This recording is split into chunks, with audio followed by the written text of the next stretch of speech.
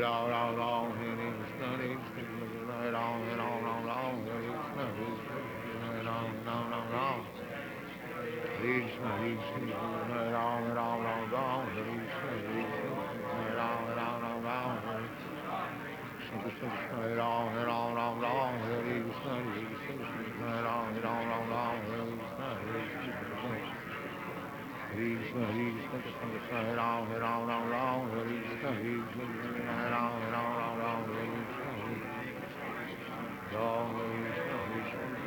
Ram Ram Ram Ram Hare Krishna Ram Ram Ram Ram Krishna Hare Krishna Krishna Krishna Ram Ram Ram Ram Hare Krishna Ram Ram Ram Ram Hare Krishna Ram Ram Hare Krishna Krishna Ram Ram Ram Ram Hare Krishna Ram Ram Ram Ram Hare Krishna Ram Ram Ram Ram Hare Krishna Ram Ram Ram Ram Hare Krishna Ram Ram Ram Ram Hare Hare Krishna. Krishna Krishna Hare Hare Hare Ram Ram Ram Hare Krishna Hare Krishna. Ram Ram Ram Ram Hare Ram Ram Ram Ram Hare Krishna Ram Ram Ram Ram Hare Krishna Krishna Krishna Hare Hare Hare Ram Ram Ram Hare Hare. We'll recite the Brahma Samhita first. Yeah. Hare Krishna. Welcome everyone to the Saturday morning program. We might also be having some guests on the devotees on the broadcast. So we'll start by chanting the Brahma Samhita prayers. So it's shown on the screen also. If you like, you can take one from here. Okay, we'll do it all together. Ishvaraha Paramaha Krishnaha Satchidananda Vigraha Anadiradir Govindaha Sarvakarana Karanam Sahasrapatra Kamalam Gokulakyam Mahatpadam Tatkarnikaram Tadhama Tad Anantamsha Sambhavam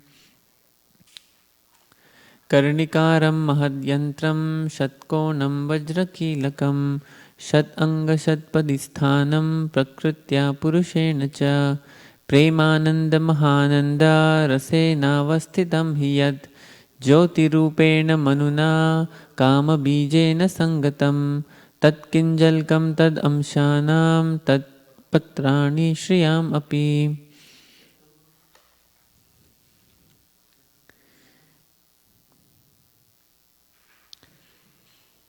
Next.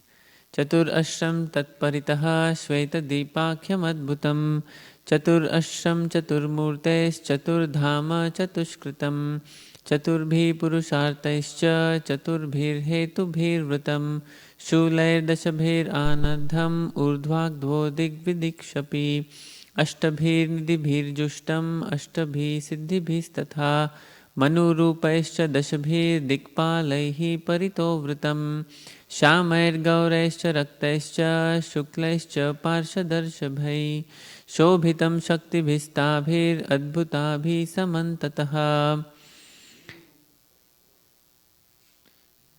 Evam Jyotirmayo Devaha Shad Anandaha Paratparaha Atma Ramasya Tasyasti Prakrutya Na Samagamaha Mayaya Ramamanasya Na Viyogastaya Saha Atmana Ramaya Reme Tyakta Kalam Shishikshaya Niyatihi Sarama Devi Tatpriya Tadvasham Tada Tallingam Bhagavan Shambhur Jyoti Rupaha Sanatanaha Ya Yonihi Sapara Shaktihi Kamo Bijam Mahadharehe Lingayonyatmika Jata Ima Maheshwari Prajaha Shaktiman Purusha Soyam Lingarupi Maheshwaraha Tasmin Avirbhulinge Mahavishnur Jagatpatihi Sahasrashirsha Purushaha Sahasraksha Sahasrapad Sahasrabahur Vishwatma Sahasramshah Sahasrasuhu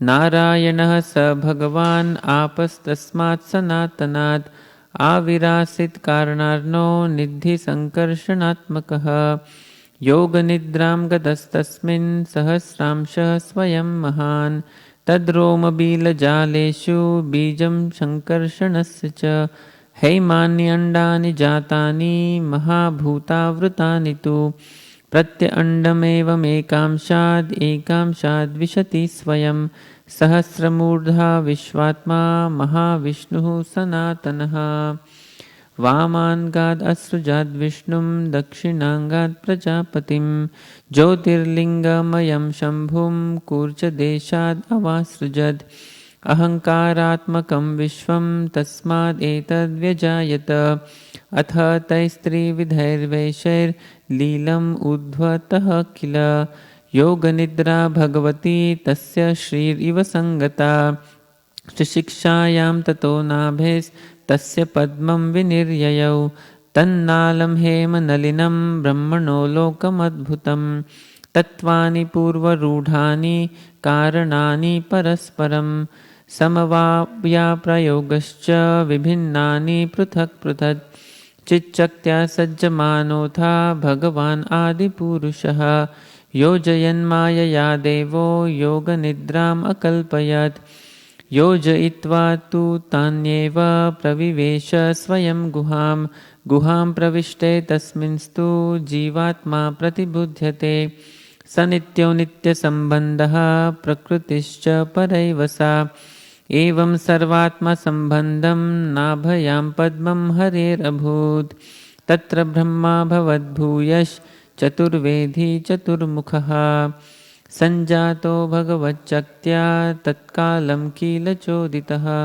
शिशिक्षायां मतिं चक्रे पूर्वसंस्कारसंस्कृतः ददर्श केवलं ध्वान्तं नान्यत् किम् अपि सर्वतः उवाच पुरुतस्तस्मै तस्य दिव्यसरस्वती कामकृष्णाय गोविन्द हे गोपीजन इत्यपि वल्लभाय प्रियावणेर्मन्त्रं ते दास्यति प्रियं तपस्त्वं तप एतेन तव सिद्धिर्भविष्यति अथ ते बेससुचिरं प्रीणं गोविन्दमव्ययं श्वेतद्वीपपतिं कृष्णं गोलोकस्थं परात्परं प्रकृत्या गुणरूपिण्या रूपिण्या पर्युपासितं सहस्रदलसम्पन्ने कोटिकिञ्जल्कभृन्मिते भूमिश्चिन्तामणिस्तत्र कर्णिकारे महासने समासीनं चिदानन्दं ज्योतिरूपं सनातनं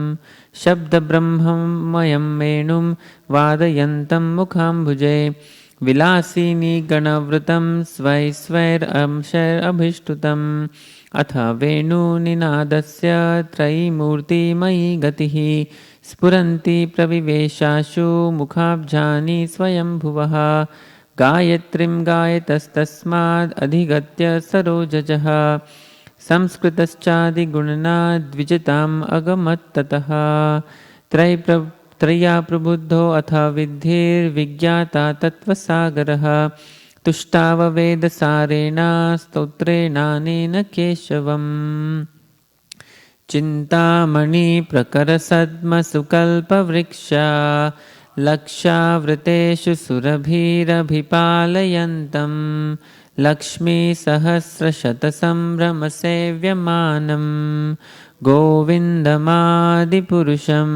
तमहं भजामि वेणुं क्वनन्तमरविन्ददलायताक्षं बर्हावतामसिताम्बुधसुन्दराङ्गं कन्दर्पकोटिकमनीयविशेषशोभं गोविन्दमादिपुरुषं तमहं भजामि आलोलचन्द्रकलसद्वनमाल्यवंशी रत्नाङ्गडं प्रणयकेलिकलाविलासं श्यामं त्रिभङ्गललितं नियतप्रकाशं गोविन्दमादिपुरुषं तमहं भजामि अङ्गानि यस्य सकलेन्द्रियवृत्तिमन्ति पश्यन्ति पान्ति कलयन्ति चिरं जगन्ति आनन्दचिन्मयसदुज्ज्वलविग्रहस्य गोविन्दमादिपुरुषं तमहं भजामि अद्वैतमच्युतमनादिमनन्तरूपम् आद्यं पुराणपुरुषं नवयौवनं च वेदेषु दुर्लभमदुर्लभमात्मभक्तौ गोविन्दमादिपुरुषं तमहं भजामि। पन्थास्तु कोटिशतवत्सरसम्प्रगम्यो वायोरथापि मनसो मुनिपुङ्गवानां सोऽप्यस्ति यत्प्रपदसिं न विचिन्त्य तत्त्वे गोविन्दमादिपुरुषं तमहं भजामि। एकोऽप्यसौ रचयितुं जगदण्डकोटिं यच्चक्तिरस्ति जगदण्डचयायदन्तः अण्डान्तरस्थपरमाणुचयान्तरस्थं गोविन्दमादिपुरुषं तमहं भजामि। यद्भावभावितधियो मनुजास्तथैव सम्प्राप्य रूपमहिमासनयानभूषः सुक्तैर्यमेव निगमप्रथितैस्तुवन्ति गोविन्दमादिपुरुषं तमहं भजामि। आनन्दचिन्मयरसप्रतिभाविताभिस्ताभिर्य एव निजरूपतया कलाभिः गोलोको एव निवसति अखिलात्मभूतो गोविन्दमादिपुरुषं तमहं भजामि। प्रेमाञ्जनाचुरितभक्तिविलोचनेन सन्तः सदैव हृदयेषु विलोकयन्ति यं श्यामसुन्दरमचिन्त्य गुणस्वरूपं गोविन्दमादिपुरुषं तमहं भजामि।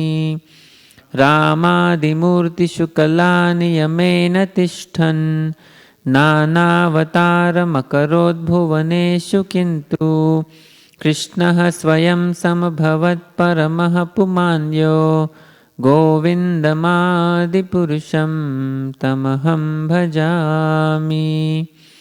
यस्य प्रभा प्रभवतो जगदण्डकोटि कोटिष्वशेषवसुधादिविभूतिभिन्नं तद्ब्रह्मनिष्कलमनन्तमशेषभूतं गोविन्दमादिपुरुषं तमहं भजामि। माया हि यस्य जगदण्डशतानि सूते त्रैगुण्यतद्विषयवेदवितायमाना सत्त्वावलम्बि परसत्त्वविशुद्धसत्त्वं गोविन्दमादिपुरुषं तमहं भजामि। आनन्दचिन्मयरसात्मतया मनस्सु यः प्राणिनां प्रतिफलं स्मरतामुपेत्य लीलायितेन भुवनानि जयत्यजस्रं गोविन्दमादिपुरुषं तमहं भजामि। गोलोकनाम्नि निजधाम्नि तले च तस्य देवी महेश हरिधामसुतेषु तेषु ते प्रभावनिचया विहितश्च येन गोविन्दमादिपुरुषं तमहं भजामि। सृष्टिस्थितिप्रलयसाधनशक्तिरेका छायेव यस्य भुवनानि बिभर्ति दुर्गा इच्छानुरूपमपि यस्य च चेष्टते सा गोविन्दमादिपुरुषं तमहं भजामि। क्षीरं यथा दधिविकारविशेषयोगात् सञ्जायते न हि ततः पृथगस्ति हेतुः यः शम्भुतामपि तथा समुपैति कार्यात् गोविन्दमादिपुरुषं तमहं भजामि। दीपार्चिरेव हि दशान्तरमभ्युपेत्य दीपायते विवृतहेतुसमानधर्मा यस्तादृकेव हि च तविष्णुतया विभाति गोविन्दमादिपुरुषं तमहं भजामि। यः कारणनावजले भजति स्म योगा निद्रामनन्तजगदण्डसरोमकूपः आधारशक्तिमवलम्ब्य परां स्वमूर्तिं गोविन्दमादिपुरुषं तमहं भजामि। यस्यैकनिश्वसितकालमथावलम्ब्य जीवन्ति लोमविलजा जगदण्डनाथः विष्णुर्महान् स इह यस्य कलाविशेषो गोविन्दमादिपुरुषं तमहं भजामि। भास्वान् यथा स्म सकलेषु निजेषु तेजः स्वीयं कियत् प्रकटयत्य अभितद्वदत्र ब्रह्माय एष जगदण्डविधानकर्ता गोविन्दमादिपुरुषं तमहं भजामि। यत्पादपल्लवयुगं विनिधाय कुम्भ द्वन्द्वे प्रणामसमये स गणाधिराजः विघ्नान् विहन्तुमलमस्य जगत्त्रयस्य गोविन्दमादिपुरुषं तमहं भजामि। अग्निर्मही गगनमम्बुमरुर्दिशश्च कालस्तथात्ममनसीति जगत्त्रयाणि यस्माद्भवन्ति विभवन्ति विशन्ति यं च गोविन्दमादिपुरुषं तमहं भजामि। यच्चक्षुरेश सविता सकलग्रहाणां राजा समस्तसुरमूर्तिरशेषतेजः यस्याज्ञया भ्रमति संवृतकालचक्रो गोविन्दमादिपुरुषं तमहं भजामि। धर्मोऽथ पापनिचयः श्रुतयस्तपांसि ब्रह्मादिकीटपथगायधयश्च जीवः यद्दत्तमात्रविभवप्रकटप्रभावा गोविन्दमादिपुरुषं तमहं भजामि। यस्विन्द्रगोपमथवेन्द्रमहोस्वकर्म बन्धानुरूपफलभाजनमातनोति कर्माणि निर्दहति किन्तु च भक्तिभाजां गोविन्दमादिपुरुषं तमहं भजामि। यं क्रोधकामसहजप्रणयादिभीति वात्सल्यमोहगुरुगौरवसेव्यभावै सञ्चिन्त्य तस्य सदृशं तनुमापुरेते गोविन्दमादिपुरुषं तमहं भजामि। गोविन्दमादिपुरुषं तमहं भजामि। श्रियकान्तः कान्तः परमपुरुषः कल्पतरवो द्रुमा भूमिश्चिन्तामणि गणमयि तोयममृतं कथागानं नाट्यं गमनम् अपि वंशी प्रियसखी चिदानन्दं ज्योतिः परमपि तदास्वाद्यमपि च स यत्र क्षीराब्धिः श्रवति सुरभिभ्यश्च सुमहान् निमेषाधाक्यो वा व्रजति न हि यत्रापि समयः भजे श्वेताद्वीपं तम् अहम् इह गोलोकमिति यं विदन्तस्ते सन्तः क्षितिविरलचारः कतिपये। अथोवाच महाविष्णुर्भगवन्तं प्रजापतिं ब्रह्मन्महत्त्वविज्ञाने प्रजासर्गे च चिन्मतिः पञ्चश्लोकीमिमां विद्यां वत्स दत्तां निबोध मे प्रबुद्धज्ञानभक्तिभ्याम् आत्मन्य आनन्दचिन्मयी उदेत्य अनुत्तमा भक्तिर्भगवत्प्रेमलक्षणा प्रमाणैस्तत्सदाचारैस्तदभ्यासैर्निरन्तरं बोधयनात्मनात्मानं भक्तिम् अप्य उत्तमां लभेत्। यस्याः श्रेयस्करं नास्ति यया निवृत्तमाप्नुयात् या साधयति मामेव भक्तिं तामेव साधयेत्।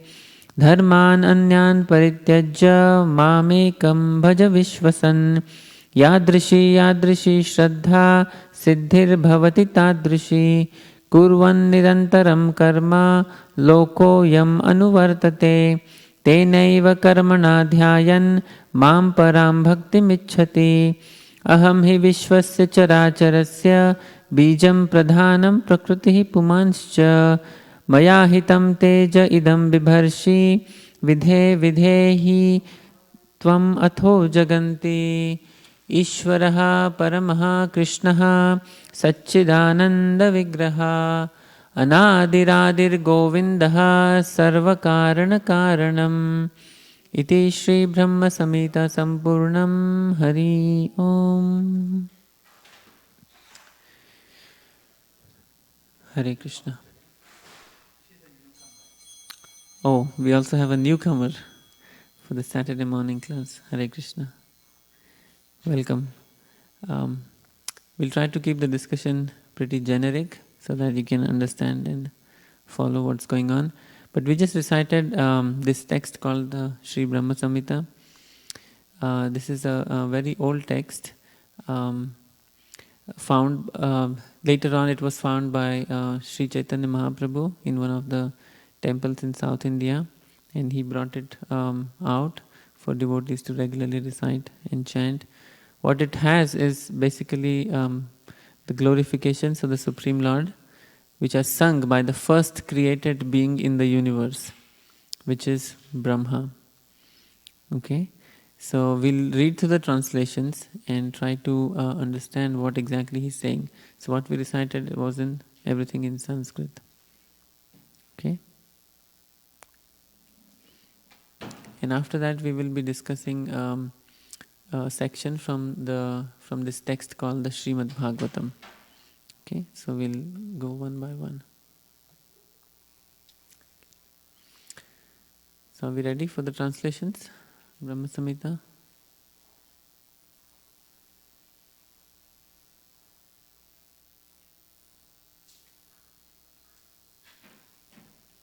Hare Krishna, Krishna Krishna, Hare Hare, Hare Ram, Ram Ram, Hare Hare. Krishna, who is known as Govinda, is the Supreme Godhead. He has an eternal, blissful spiritual body. He is the origin of all. He has no other origin, and he is the prime cause of all causes. The spiritual place of transcendental pastimes of Krishna is portrayed in the second verse. The super excellent station of Krishna, which is known as Gokula, has thousands of petals and a corolla like that of a lotus sprouted from a part of his infinitary aspect, the whole of the leaves being the actual abode of Krishna. The whole of that transcendental lotus is the realm wherein dwells Krishna. It is a hexagonal figure, the abode of the indwelling predominated and predominating aspect of the Absolute. Like a diamond, the central supporting figure of self-luminous Krishna stands as the transcendental source of all potencies. The holy name, consisting of 18 transcendental letters, is manifested in a hexagonal figure with six-fold divisions. The whole of that eternal realm, Gokula, is a hexagonal abode of Krishna. Its petals are the abodes of gopis who are part and parcel of Krishna, to whom they are most lovingly devoted and are similar in essence. The petals shine beautifully like so many walls. The extended leaves of that lotus are the garden-like dhama, that is spiritual abode of Sri Radhika, the most beloved of Krishna. The surrounding external plane of Gokula is described in this verse. There is a mysterious quadrangular place named Shvetadvipa surrounding the outskirts of Gokula. Shvetadvipa is divided into 4 parts on all sides. The abode of Vasudeva, Sankarshna, Pradyumna and Aniruddha are separately located in each of these 4 parts. These 4 divided abodes are enveloped by the fourfold human requirements such as piety, wealth, passion and liberation, and also by the 4 Vedas, namely Rig, Sama, Yajur and Atharva, which deal with the mantra and which are the basis of achievements of the fourfold mundane requirements. 10 tridents are fixed in the 10 directions, including the zenith and nadir. The 8 directions are decorated with 8 jewels of Mahapadma, Padma, Shankha, Makara, Kachapa, Mukunda, Kunda and Neela. There are 10 protectors, Dikpalas, of the 10 directions in the form of mantra. The associates of the hues of blue, yellow, red and white, and the extraordinary potencies bearing the names of Vimala, etc., shine on all sides. 5. Microphone. Let's chant 5 each.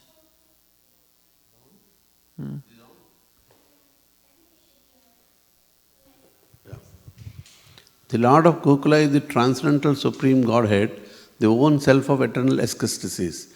He is the superior of all superiors and is busily engaged in the enjoyments of the transcendental realm and has no association with his mundane potency. Krishna never consorts with illusory energy, still her connection is not entirely cut off from the absolute truth. When he intends to create the material world, the amorous pastime in which he engages by consorting with his own spiritual chit potency, Rama, by casting his glance at the deluding energy in the shape of sending his time energy is an auxiliary activity. The secondary process of association with Maya is described here.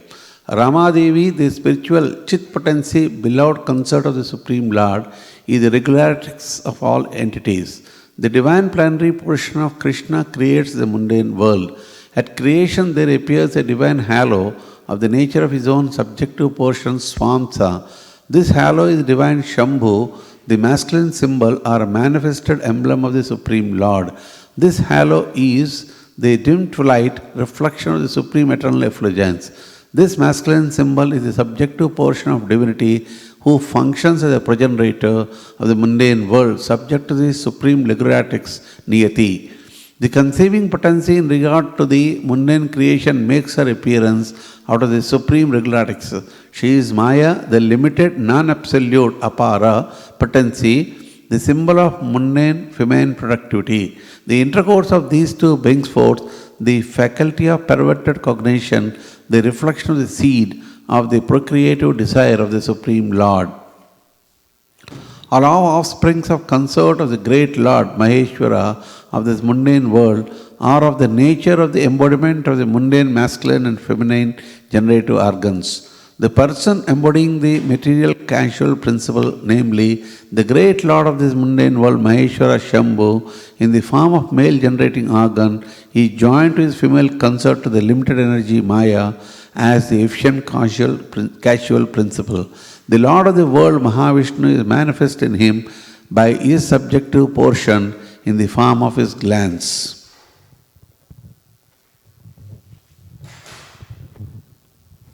The Lord of the mundane world, Mahavishnu, possesses thousands of heads, eyes, hands. He is the source of thousands of avatars in his thousands of subjective portions. He is the creator of thousands of individual souls. The same Mahavishnu is spoken of by the name of Narayana in this mundane world. From that eternal person has sprung the vast expanse of water of the spiritual causal ocean. The subjective portion of the Sankarshana who abide in Paravyoma, the above Supreme Purusha with thousands of subjective portions, reposes in the state of divine sleep, Yoga Nidra, in the water of spiritual causal ocean. The spiritual seat of the Sankarshana existing in the pores of skin of Mahavishnu are born as so many golden sperms. These sperms are covered with 5 great elements. The same Mahavishnu entered into each universe as his own separate subjective portion. The divine portion that entered into each universe are possessed of his majestic extension. That is, they are the eternal universal soul Mahavishnu, possessing thousands of heads. The same Mahavishnu created Vishnu form, his left limb Brahma, the first progenitor of being, from his right limb and from the space between his 2 eyebrows, Sambhu, the divine masculine manifested hollow. The function of Sambhu is relation to jivas is that his universal enshrining the mundane egoistic principle has originated from Sambhu. Thereupon the same great personal Godhead, assuming the threefold form of Vishnu, Prajapati and Sambhu, entering into the mundane universe, plays the pastime of preservation, creation and destruction of this world. This pastime is contained in the mundane world, hence it being perverted, the Supreme Lord, identical with Mahavishnu, prefers to consort with the goddesses Yoga Nidra, the constituent of his own spiritual chit potency, full of ecstatic trance of eternal bliss, appertaining to his own divine personality. Two more. When Vishnu lying in the ocean of milk wills to create this universe, a golden lotus sprang from his navel spit. The golden lotus with his stem is the abode of Brahma, representing Brahmaloka or Satyaloka. Before their conglomeration, the primary element in their nascent state remained originally separate entities. Non-application of the conglomeration process is the cause of their separate existence. Divine Maya Vishnu, primal Godhead, through association with his own spiritual chit potency, move Maya, and by the application of the conglomerating principle create those different entities in their state of cooperation. And after that, he himself consulted with Yoga Nidra by way of his eternal dalliance with his spiritual chit potency. Would you like to read a few? By conglomerating all those separate entities, he manifests the innumerable mundane universe and himself entered into the inmost recess of every extended conglomerate. Virat Vigraha. Good. At that time, those jivas who had lain dormant during the catalysm were awakened. The same jiva is eternal and is for eternity and without a beginning joined to the Supreme Lord by the tie of an eternal kinship. He is transcendental spiritual potency. The divine lotus, which springs from the navel pit of Vishnu, is in every way related by the spiritual tie with all souls and is the origin of four-faced Brahma versed in the four Vedas. Two more. On coming out of the lotus, Brahma, being guided by the divine potency, turned his mind to the act of creation under the impulse of previous impressions, but he could see nothing but darkness in every direction. Then the gods of learning, Sarasvati, the divine consort of the Supreme Lord, says thus to Brahma, who saw nothing but gloom in all directions. O Brahma, this mantra, Vish, Klim, Krishnaya, Govindaya, Gopijana, Vallabhaya, Swaha, will assuredly fulfill your heart's desire. O Brahma, do thou practice spiritual association by means of this mantra, then all your desire will be fulfilled. Thank you. Brahma, being desirous of satisfying Govinda, practiced the cultural acts of Krishna in Goloka, Lord of Shvetadvip, for a long time. His meditation ran thus: there exists a divine lotus of 1,000 petals augmented by millions of filaments in the transcendental land of Goloka. On its wall there exists a great divine throne on which is seated Sri Krishna, the form of eternal effulgence of transcendental bliss, playing on his divine flute, resonant with the divine sound. With his lotus mouth, he is worshipped by his amorous milkmaids with their respective subjective portions and extensions, and also by his external energy who stays outside, embodying all mundane qualities. The Gayatri, mother of the Vedas, being made manifest, that is imparted by the divine sound of the flute of Sri Krishna, entered into the lotus mouth of Brahma, born from himself through his 8 ear holes. The lotus-born Brahma, having received the Gayatri sprung from the flute song of Sri Krishna, attained the status of the twice-born, having been initiated by the supreme primal preceptor Godhead himself. Enlightened by the recollection of that Gayatri, embodying the three Vedas, Brahma became acquainted with the expanse of the ocean of truth. Then he worshipped Sri Krishna, the essence of all Vedas, with this hymn. I worship Govinda, the primeval Lord, the first progenitor, who is tending the cows, yielding all desire in abodes, yielding all desire in abodes built with spiritual gems, surrounded by millions of purpose trees, always served with great reverence and affection by hundreds of thousands of Lakshmis or Gopis. I worship Govinda, the primeval Lord, who is adept in playing on his flute, with blooming eyes like lotus petals, with head decked with peacock's feather, with the figure of beauty tinged with the hue of blue clouds, and his unique loveliness charming millions of cupids. 5.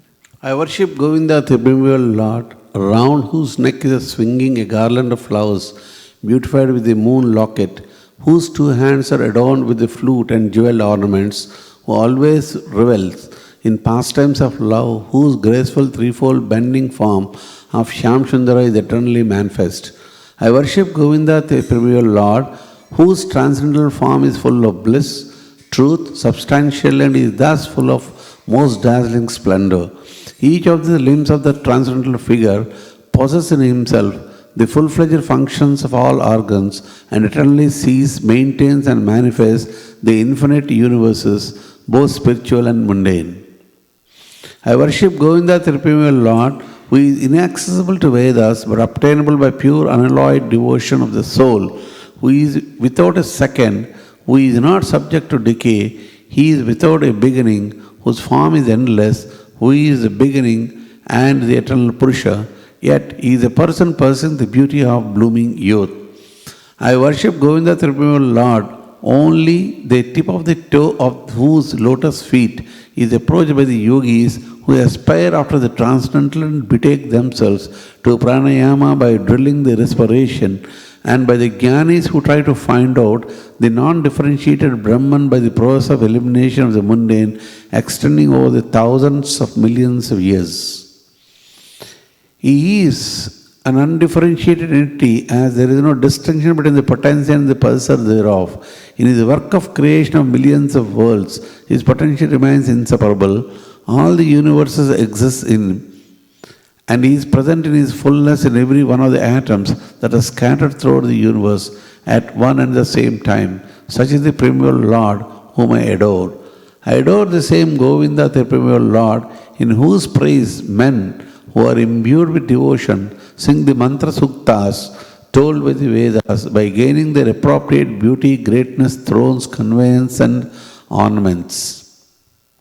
I worship Govinda, the primeval Lord, residing in his own realm, Goloka, with Radha, resembling his own spiritual figure, the embodiment of the ecstatic potency possessed of the 64 artistic activities, in the company of our confident Sakhis, embodiment of the extension of our bodily form, permeated and vitalized by his ever blissful spiritual rasa. I worship Govinda, the primeval Lord, who is Shyamsundara, Krishna himself, with inconceivable, innumerable attributes, whom the pure devotees see in their heart of hearts, with the eye of devotion tinged with the slave of love. Salve of love. Okay. I worship Govinda, the primeval Lord, who manifested himself personally as Krishna and different avatars in the world in the form of Rama, Nrsimha, Vamana, etc. as his subjective portions. I worship Govinda, the primeval Lord, whose effulgence is the source of the non-differentiated Brahma mentioned in the Upanishad, being differentiated from the infinity of glories of the mundane universe, appears as the invisible, infinite, limitless truth. I worship Govinda, the primeval Lord, who is the absolute substantive principle, being the ultimate entity in the form of the support of all existence, whose external potency embodied the threefold mundane qualities with sattva, rajas, and tamas, and diffuses the Vedic knowledge regarding the mundane world. I worship Govinda, the primeval Lord, whose glory ever triumphantly dominates the mundane world by the activity of his own pastimes, being reflected in the mind of recollecting souls as the transcendental entity of ever blissful cognitive rasa. Lowest of all is located Devi Dhama, mundane world. Next above it is Mahesha Dhama, abode of Mahesha. Above Mahesha Dhama is placed Hari Dhama, abode of Hari, and above them all is located Krishna's own realm named Goloka. I adore the primeval Lord Govinda, who has allotted their respective authorities to the rulers of those guided realms.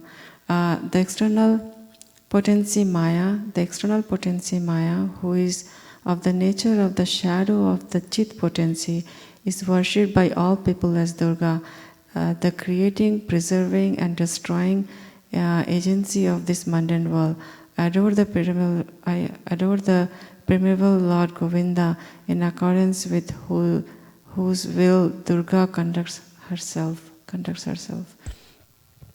Just as milk is transformed into curd by the action of acid, but yet the effect of curd is neither same as nor different from its cause. With milk, so I adore the primeval Lord Govinda, of whom the state of Shambhu is a transformation for the performance of the work of destruction. The light of one candle being communicated to other candles, although it burns separately in them, it is the same in its quality. I adore the primeval Lord Govinda, who exhibits himself equally in the same mobile manner in his various manifestations. I adore the primeval Lord Govinda, who assuming his own great subjective form, who bears the name of Shesha, replete with the all-accommodating potency, and reposing in the causal ocean with the infinity of the world in the pores of his hair, enjoys creative sleep yoga nidra. Brahma and other lords of mundane world, appearing from the pores of hair of Maya, Mahavishnu remains alive as long as the duration of one exhalation of the letter Mahavishnu. I adore the primeval Lord Govinda, of whose subjective personality Mahavishnu is the portion of the portion. I adore the primeval Lord Govinda, from whom the separated subjective portion Brahma receives its power for the regulation of the mundane world, just as the sun manifests some portion of his own light in all the effulgent gems that bears the name of Surya Kanta, etc. I adore the primeval Lord Govinda, whose lotus feet are always held by Ganesha upon the pair of tumuli protruding from his elephant head, in order to obtain power for his function in destroying all the obstacles in the path of progress of three worlds. Okay, next. 5.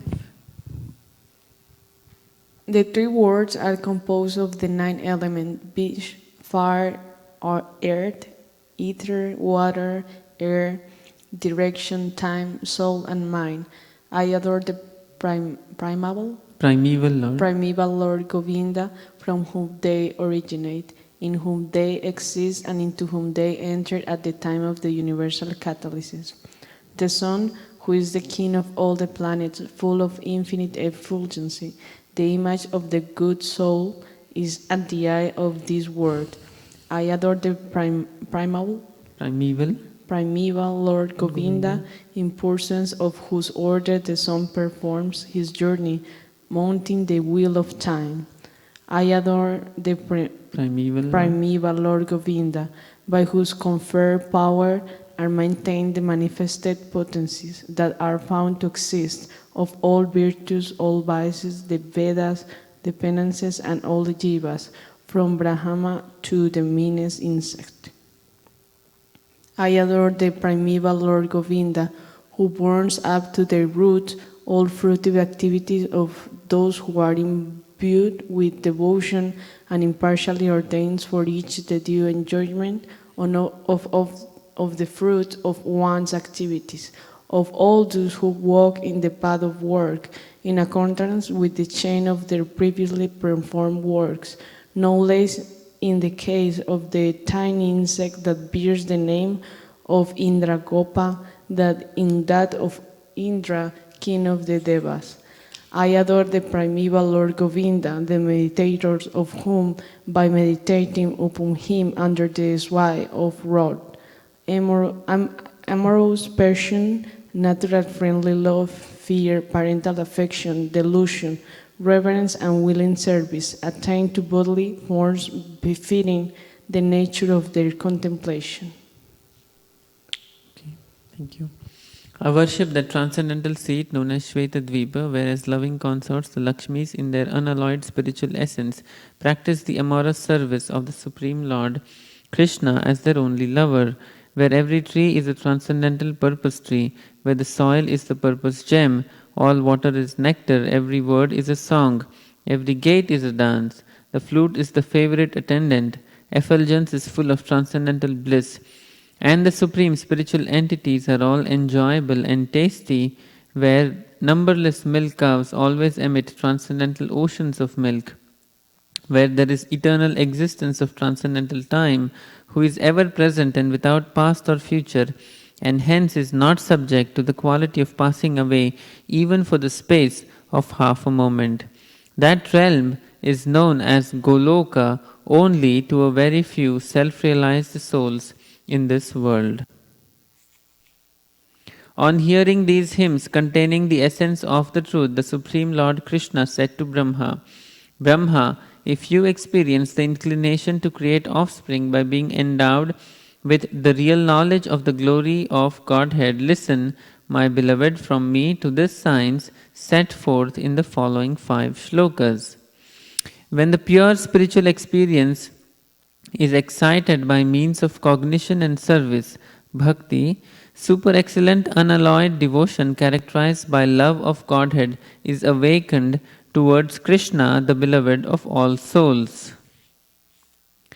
The highest devotion is attained by slow degrees by the method of constant endeavor for self-realization with the help of scriptural evidence, theistic conduct and perseverance in practice. These preliminary practices of devotion, sadhana bhakti, are conducive to the realization of loving devotion. Loving devotion, than whom there is no superior well-being, who goes hand in hand with the attainment of the exclusive state of supreme bliss, and who can lead to myself. Abandoning all meritorious performances, serve me with faith. The realization will correspond to the nature of one's faith. The people of the world act ceaselessly in pursuance of some ideal. By meditating on me by means of those deeds, one will obtain devotion characterized by love in the shape of the supreme service. Listen, O Vidhi, I am the seed, that is the fundamental principle of this world of animate and inanimate objects. I am Pradhana, the substance of matter. I am Prakriti, material cause. And I am Purusha, efficient cause. This fiery energy that belongs specially to the Brahman that inheres in you has also been conferred by me. It is by bearing this fiery energy that you regulate this phenomenal world of animate and inanimate objects. Hare Krishna. So that finishes the recitation of the English translations of the Sri Brahma Samhita. It is difficult to understand it, especially if you're hearing it for the first time. We are hearing it for maybe the 100th time, but it's still difficult for us. But every time we understand a little more than what we understood previously, so we make progress. I thought of reading a few translations and just quickly discuss the purport what it means, its relevance, and um, how we can benefit by thinking and meditating upon these verses. So, for example, there is verse 42, Ananda Chinmaya Rasatmataya Manasu Yah Praninam Pratifalan Smaratam Upetya Leela Itena Bhuvanani Jayat Tajasram Govindamadi Purusham Tamham Bhajami. I worship Govinda, the primeval Lord, whose glory ever triumphantly dominates the mundane world by the activity of his own pastimes, being reflected in the mind of recollecting souls as the transcendental entity of ever blissful cognitive rasa. Purport: those who constantly recollect in accordance with spiritual instructions the name, figure, attributes, and pastimes of the form of Krishna appearing in the amorous rasa, whose loveliness vanquishes the god of mundane love, conqueror of all mundane hearts, and alone meditators of Krishna.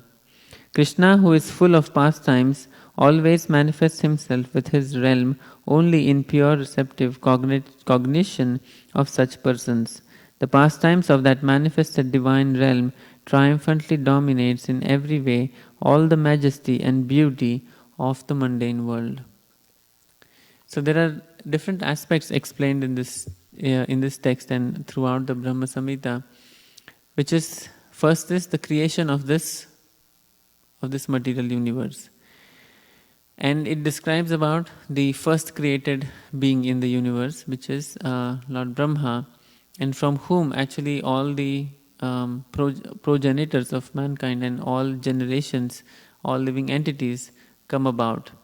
So Brahma is the first created being, and from him everything, the secondary creation, happens in this universe. The second aspect, which is briefly touched upon in this text, is the nature of the spiritual realm, the spiritual world. And it's been described that Krishna, the Supreme Lord, he creates this universe. From him comes Brahma, and he enlightens Brahma to regulate and conduct the affairs of this material world, but he himself is not actively involved. Just by his energies, different energies in the form of these different personalities, Brahma, the next manifestation of Vishnu, and Shiva, the acts of creation, maintenance and destruction are conducted on their own. By himself, Krishna is not in a way directly involved, but at the same time everything depends on him. So it's an very interesting situation. But then what does Lord Brahma do? Brahma, he is actually not able to do anything after he's born. He's completely in ignorance. He forgot all his previous activities and from his previous life, and he doesn't know what is supposed to be done. He sees only darkness. Darkness means ignorance. Don't know what to do. Don't know the purpose of my existence. So he's in that situation, but then Krishna enlightens him with the Gayatri Mantra. So with the Gayatri Mantra he becomes twice born. That means he's actually born spiritually. Now he knows who he is and what his function is, what he's supposed to do. That he knows. But before he embarks on his journey of creating this, creating and different manifestations of this universe, he actually dedicates roughly half of this text is actually dedication of Brahma to Sri Krishna, like glorifying him, that you are such and such, and therefore I offer you my respectful obeisances. So these are the different verses that we read, different glorifications, and this one was just one example where Lord Brahma is saying that I worship Lord Govinda, the primeval Lord, whose glory ever triumphantly dominates the mundane world. So this world seems a place like a place of enjoyment for all living entities, right? So there is so many activities going on. There is so many cultures. There is so many philosophies. There are so many various types of enjoyments that one can engage in. There's so many activities one can do. There's so much variety available in this world that you can practically, be immersed, be busy all life, and trying to get the most out of life, right? Right? That's what everybody is doing. That's what everybody is trying to do, something to enjoy in a certain way. But this verse says that the pastimes, the Lord Brahma is saying that the glory of the Supreme Lord, who is the creator of this entire universe and who is the origin of all, his activities and his pastimes ever triumphantly dominate the mundane world by the activity of his own pastimes. That means his activities, if we actually come to know about them, and if we get a taste of what his activities mean, then we will see that everything in this world will immediately appear very pale to us. That means his activities, once we get a cognition of his activities and his glories, then it will dominate. That means none of the activities, none of the things, anything in this material world will actually interest us anymore. It's not an artificial thing, but it's actually a natural thing. Once you get a taste for something higher, you immediately lose the taste for the inferior. You don't have to struggle very hard. You don't have to try very hard. So how is this? How are his pastimes actually can be known by ordinary people like us? Right now, apparently, we are in no connection with the Supreme Lord or his glories or pastimes. So the remaining half of the verse says, being reflected, these pastimes are reflected in the mind of recollecting souls as the transcendental entity of the ever blissful cognitive. So these pastimes are happening, they are occurring eternally in a different realm to which we have no connection in the beginning. So how do we get a connection? The minds of the souls of the pure devotees who are always recollecting these pastimes act as a mirror which reflect these pastimes from the spiritual world into this world. So that's what it says. The mind of the recollecting soul being reflected in the mind. So the minds of the pure souls, the elevated transcendentalists, is always engaged in recollecting these glories and pastimes of the Supreme Lord. And this actually is reflected in this world by which the ordinary souls can benefit from. So this is the process of knowing the Supreme Lord. So we come in touch with the devotees who are actually in touch with that eternal plane. So in our society, we are in touch with Srila Prabhupada in the form of his books, and all the acharyas who have written these, given elaborate commentary and purport on Vedic scriptures. So this is as good as we are in touch with these great souls whose minds are always recollecting the pastimes of the Lord. And this is how we actually come in touch with the spiritual atmosphere. This is the beginning point. The beginning point of beginning point of spiritual life is to come in touch with those who are firmly established in the spiritual platform, on the spiritual platform. Okay, so that's our, in short summary, that's our mission and program here at ISKCON of Silicon Valley. And what do we do here? What is it that we, what are our activities? And that is explained in one of the later verses where Lord Krishna replies to Brahma after hearing his glorification that, I'm going to tell you a simple process in the next 5 shlokas. So in verse 59 he says, or actually let's say 58 and 59. When the pure spiritual experience is excited by means of cognition and service, super excellent unalloyed devotion characterized by love of Godhead is awakened towards Krishna, the beloved of all souls. So the spiritual experience, how is spiritual experience triggered in those who are trying to practice devotional life? So that is excited by means of cognition and service. Service means service to the Lord, to the service to the devotees, and the mission that the devotees have established to spread this knowledge of spiritual life. And the next verse says, the highest devotion is attained by slow degrees, by method of constant endeavor for self-realization with the help of scriptural evidence, theistic conduct, and perseverance in practice. So the highest devotion, highest form of bhakti or service to the Lord is attained by this gradual process. It's not like magic. It won't happen overnight, but it will happen with the help of scriptural evidence. So we have to have faith in the scriptures. The scriptures are bringing this knowledge of eternal realm. It's passed down through the parampara, through the disciplic succession. So first is scriptural evidence. Second is theistic conduct. That means we should organize our life in such a way that it is conducive to the understanding of these concepts, to the understanding of the spiritual life. And we also need some practice.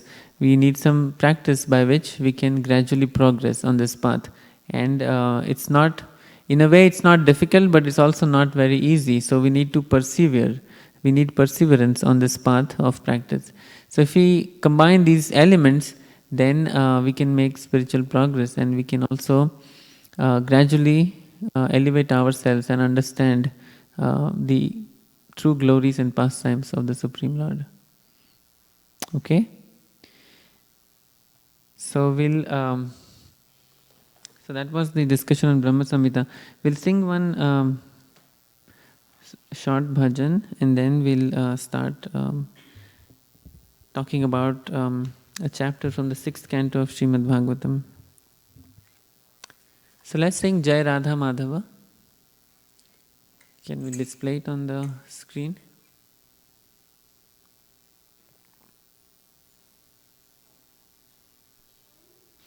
Jai Radha Madhava Kunja Bihari.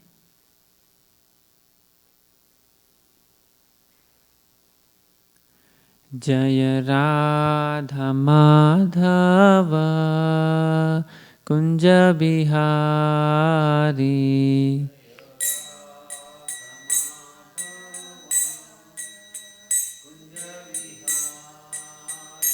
Jaya Radha Madhava Kunja Bihari.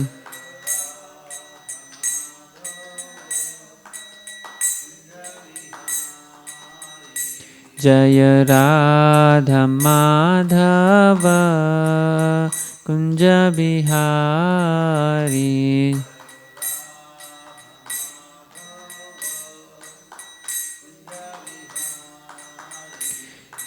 Gopi Jana Vallabha Girivaradhari.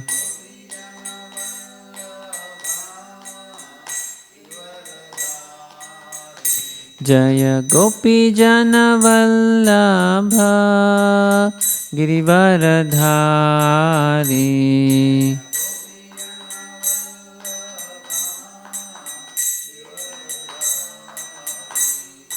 Gopi Jana Vallabha Girivaradhari.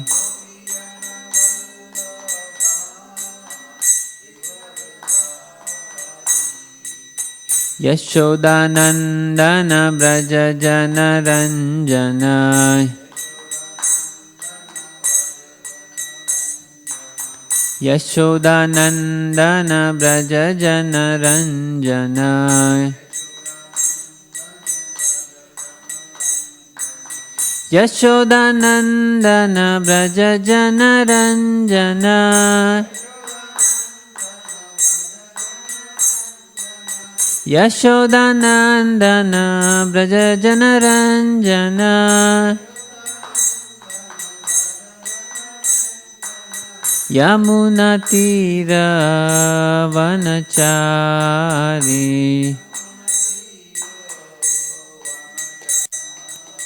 Yamuna Tira Vanachari.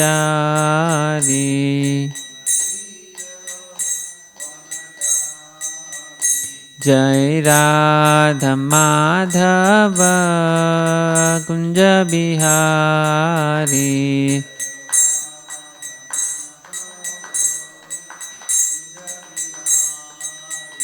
Jaya Radha Madhava Kunja Bihari.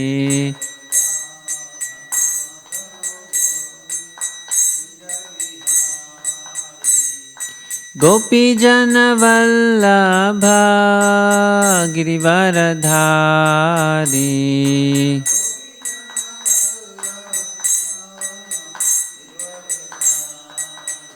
Jaya Gopi Jana Vallabha Girivaradhari.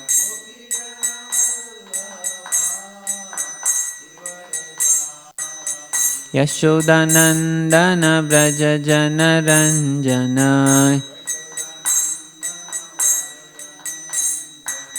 Yashodanandana Braja Jana Ranjana. Yamunatira Vanachari.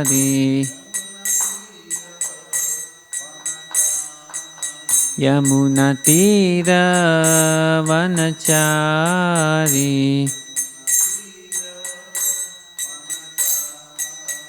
Jai Radha Madhava Kunja Bihari.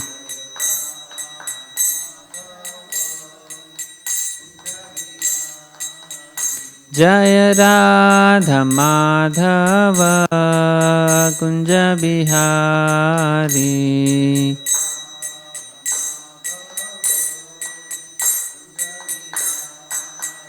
Hare Krishna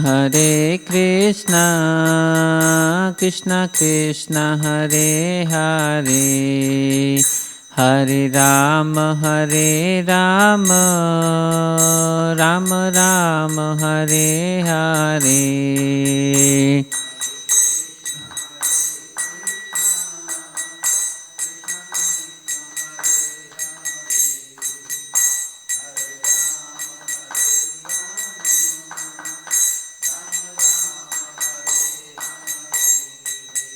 Hare Krishna Krishna Krishna Hare Hare, Hare Rama Rama Rama Hare Hare.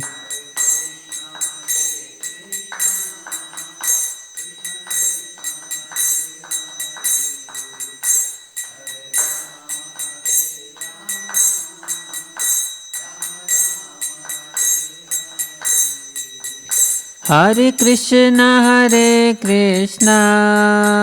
Krishna Krishna Hare Hare, Hare Rama Rama Rama Hare Hare, Hare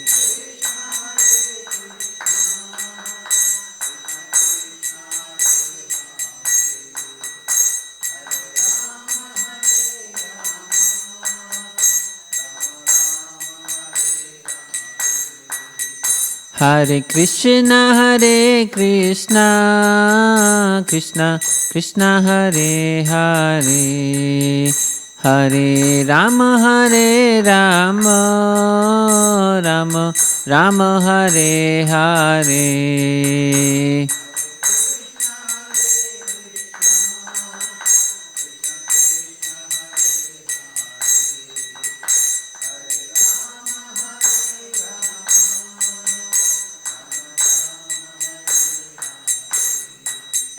Hare Krishna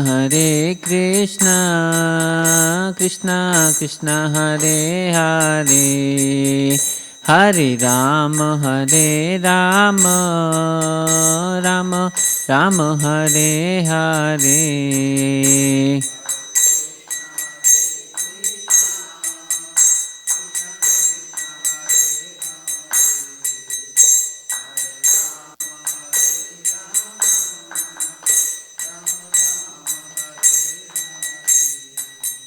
Hare Krishna, Krishna Krishna, Hare Hare, Hare Rama,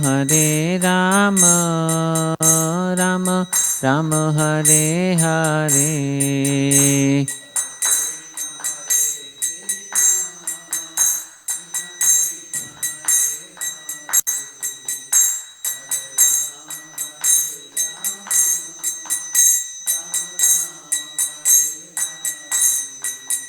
Hare Krishna, Krishna Krishna, Hare Hare, Hare Rama, Rama Rama, Hare Hare.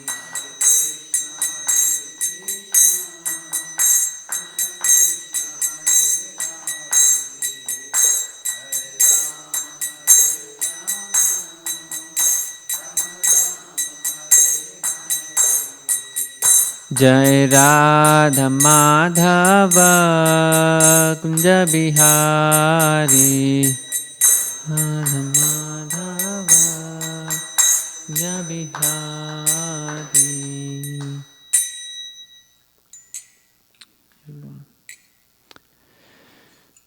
Let's chant the Mangalacharan verses, the short version, all together.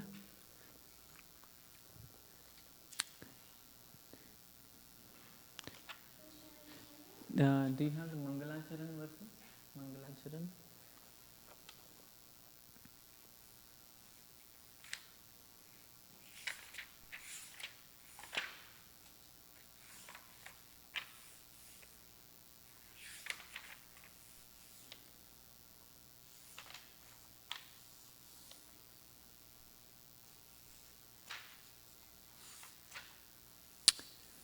Hare Krishna, Krishna Krishna, Hare Hare. Yeah, that looks. No, not that. It's okay. We'll just recite from the songbook. If you remember, you can just say it with me.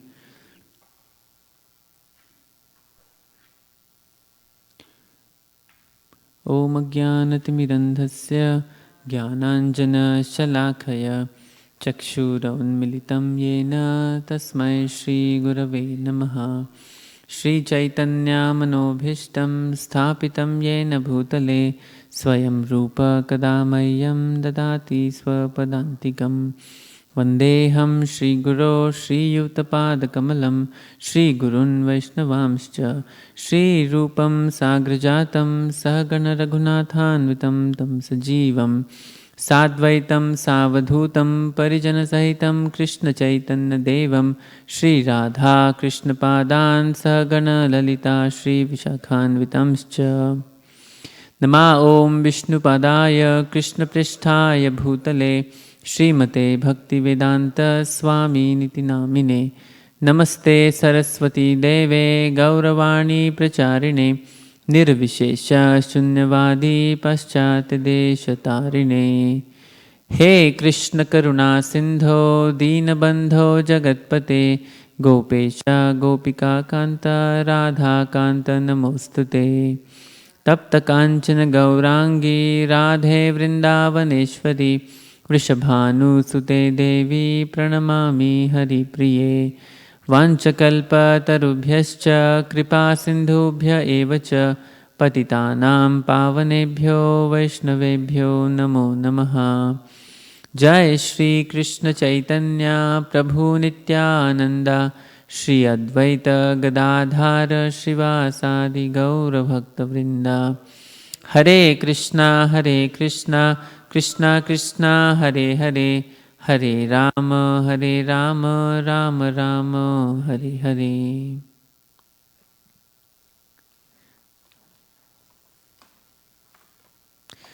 So we'll discuss chapter 3 from the 6th canto of Srimad Bhagavatam. So while you bring that up, maybe I can explain in short what Srimad Bhagavatam is.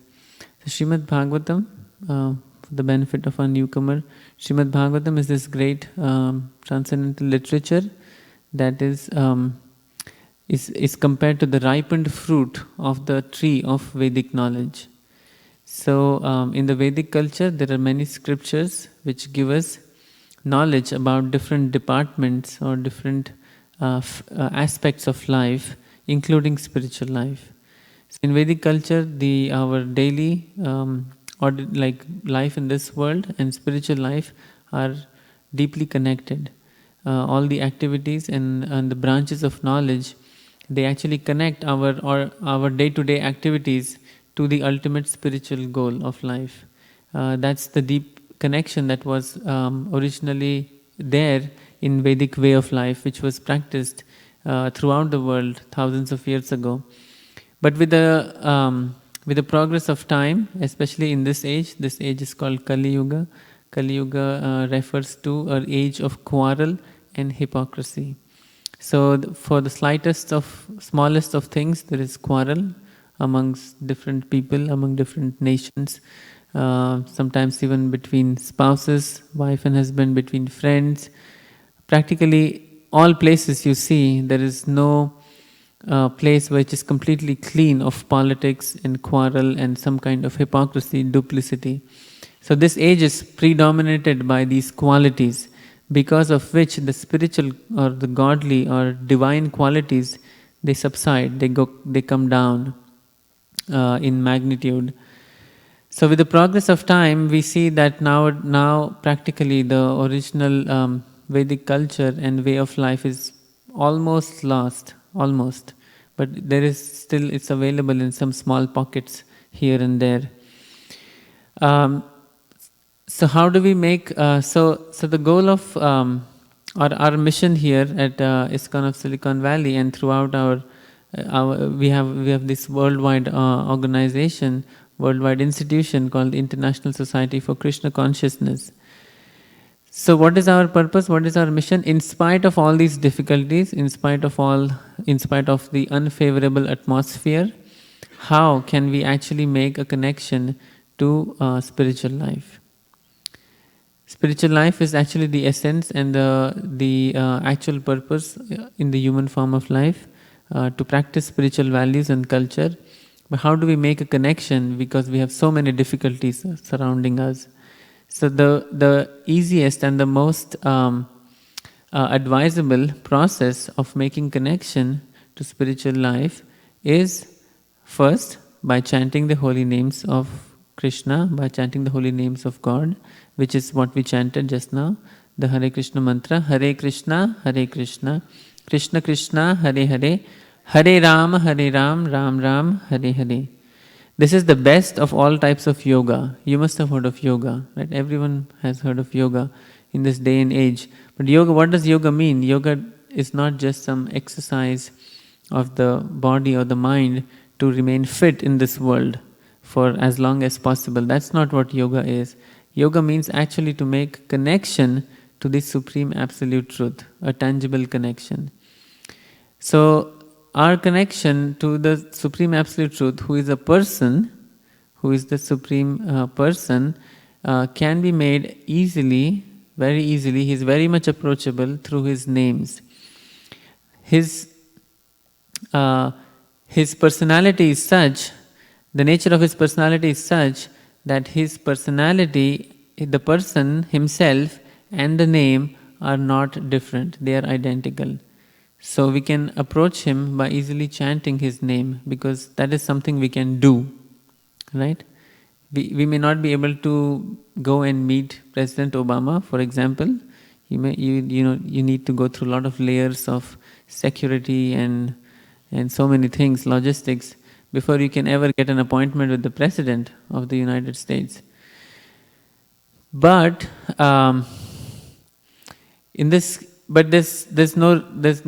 nothing stops you from thinking about him or reading about him on the internet or from available sources. So this is just a crude analogy or crude example. So in the same way, in the beginning, the connection to the actual personality of Krishna may sound difficult, but it's actually made available to us by chanting his names, by reading the scriptures, and by worshipping the deity. So we also have, that's why we have the deity form of the Lord manifest in front of us, by which we can worship Him and understand His nature. So the first is chanting the names, holy names. The second is reading the Srimad Bhagavatam. So this Bhagavatam is like the ripened, I said in the beginning, the ripened fruit of the tree of Vedic knowledge. So the Vedic knowledge is like organized, if it is organized like a tree, so you have a big tree, let's say a mango tree, but the most essential aspect of the mango tree that interests us is the fruit, the mango that comes about, that grows on the tree. And if this mango is ripened, if it is not raw, it's ripened, then it's even more relishable. So we can take the mango and taste it, right? So that's the perfection of a mango tree, to produce a ripened mango. So similarly, this scripture is the ripened fruit of the tree of Vedic knowledge, which means that by tasting this scripture, the Srimad Bhagavatam will immediately make a connection to the spiritual atmosphere, to the spiritual platform. We immediately make a connection, and you'll note, and all of us experience this, right, time and again.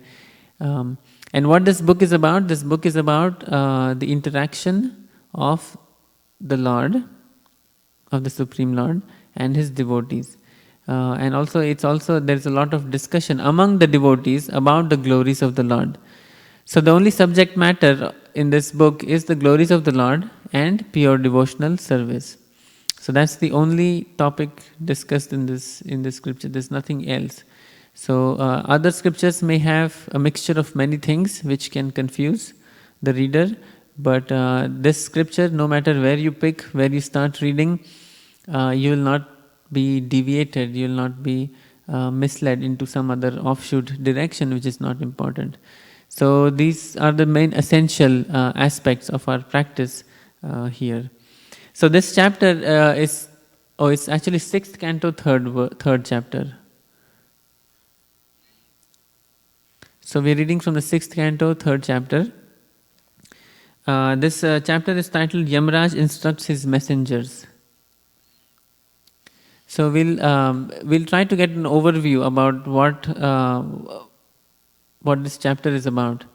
Okay, so we'll read the introduction, and I can explain in brief the overview, and then we'll read few selected verses.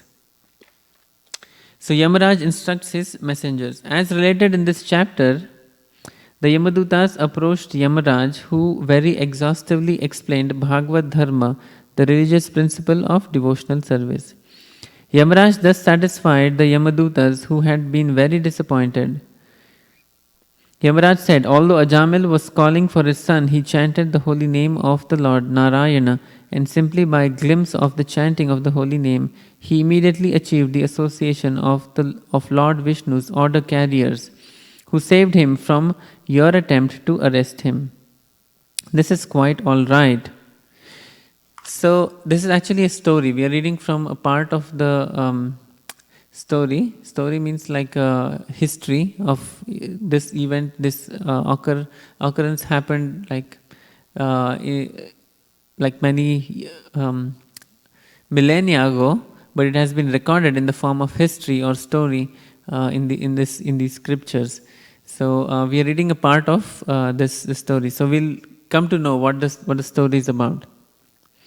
It is a fact that even a chronically sinful person who chants the holy name of the Lord, although not completely without offenses, does not take another material birth. By chanting the holy name of the Lord, Ajamila had met 4 order carriers of Lord Vishnu. They were very beautiful and had quickly come to rescue him. Yamaraj now described them. The Vishnudutas are all pure devotees of the Lord, the Supreme Person in regard to the creation, maintenance and annihilation of this cosmic manifestation. Neither King Indra, Varuna, Shiva, Brahma, the 7 rishis, nor I myself can understand the transcendental activities of the Supreme Lord, who is self-sufficient and beyond the reach of the material senses.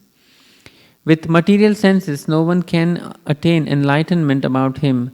The Lord, the master of the illusory energy, possesses transcendental qualities for the good fortune of everyone, and his devotees are also qualified in that way.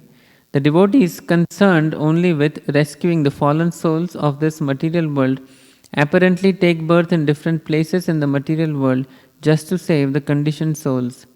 If one is somewhat interested in spiritual life, the devotees of the Lord protect him in many ways. So let me relate a little bit about what happened previously in what happened in the previous chapters. So there's this Brahmin. He's like a person of the priestly order. His name is Ajamila, and he used to observe all ritualistic performances. He used to lead a pious life. But incidentally, what happened is that he once came in the association of a prostitute, and he became attached to her. He was actually a family person. He had children, he has wife, but somehow he degraded with the influence or in the association of this prostitute, and his life became degraded thereafter. So although originally he was a pious person and he used to observe various practices in relation to spiritual life, but he became degraded circumstantially. The name of his youngest son was Narayana. Narayana is one of the names of the Supreme Lord. So with time he became old and he gradually approached death. So once he approached death, the question is, in this day and age, many people do not understand what death is. Right? Death is considered to be the end of life, but what more than that? Does death have any other significance in that? It's usually in the current education system, there is no information, there is no knowledge, or there is no enlightenment about the process of death. But in the Vedic culture, in the Vedic scriptures, the phenomena of death is given a lot of importance. Why?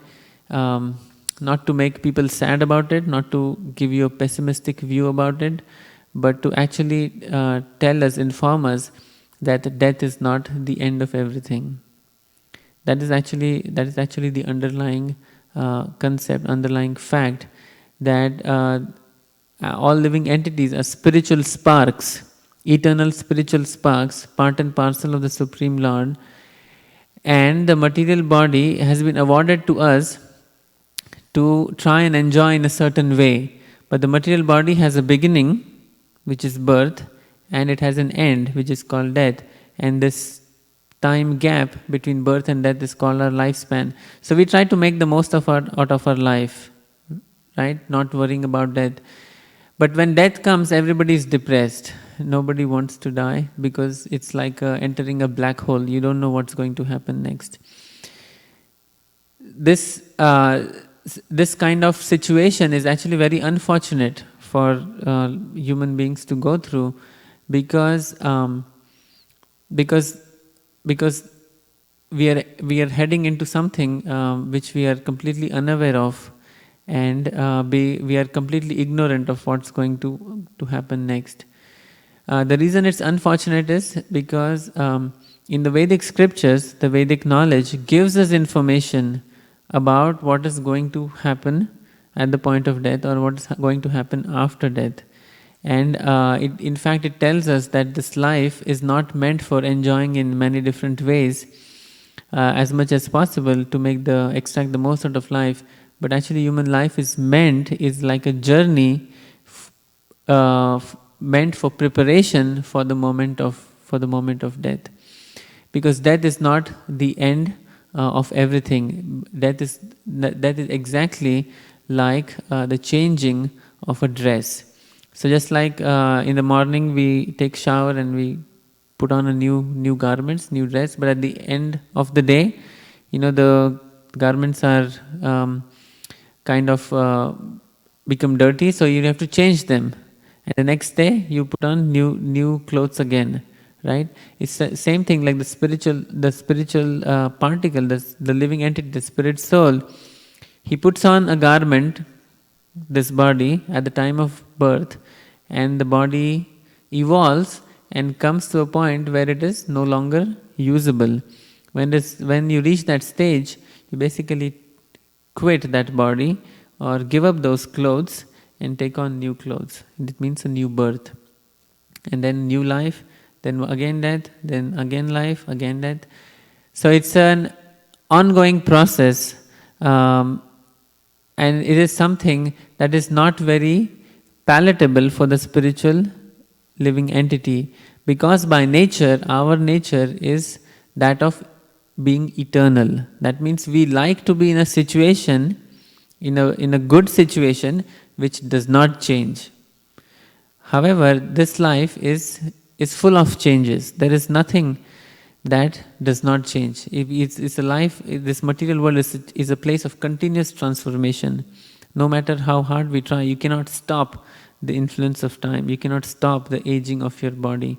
So this situation where we are put into a certain type of material body is actually unnatural for the living entity.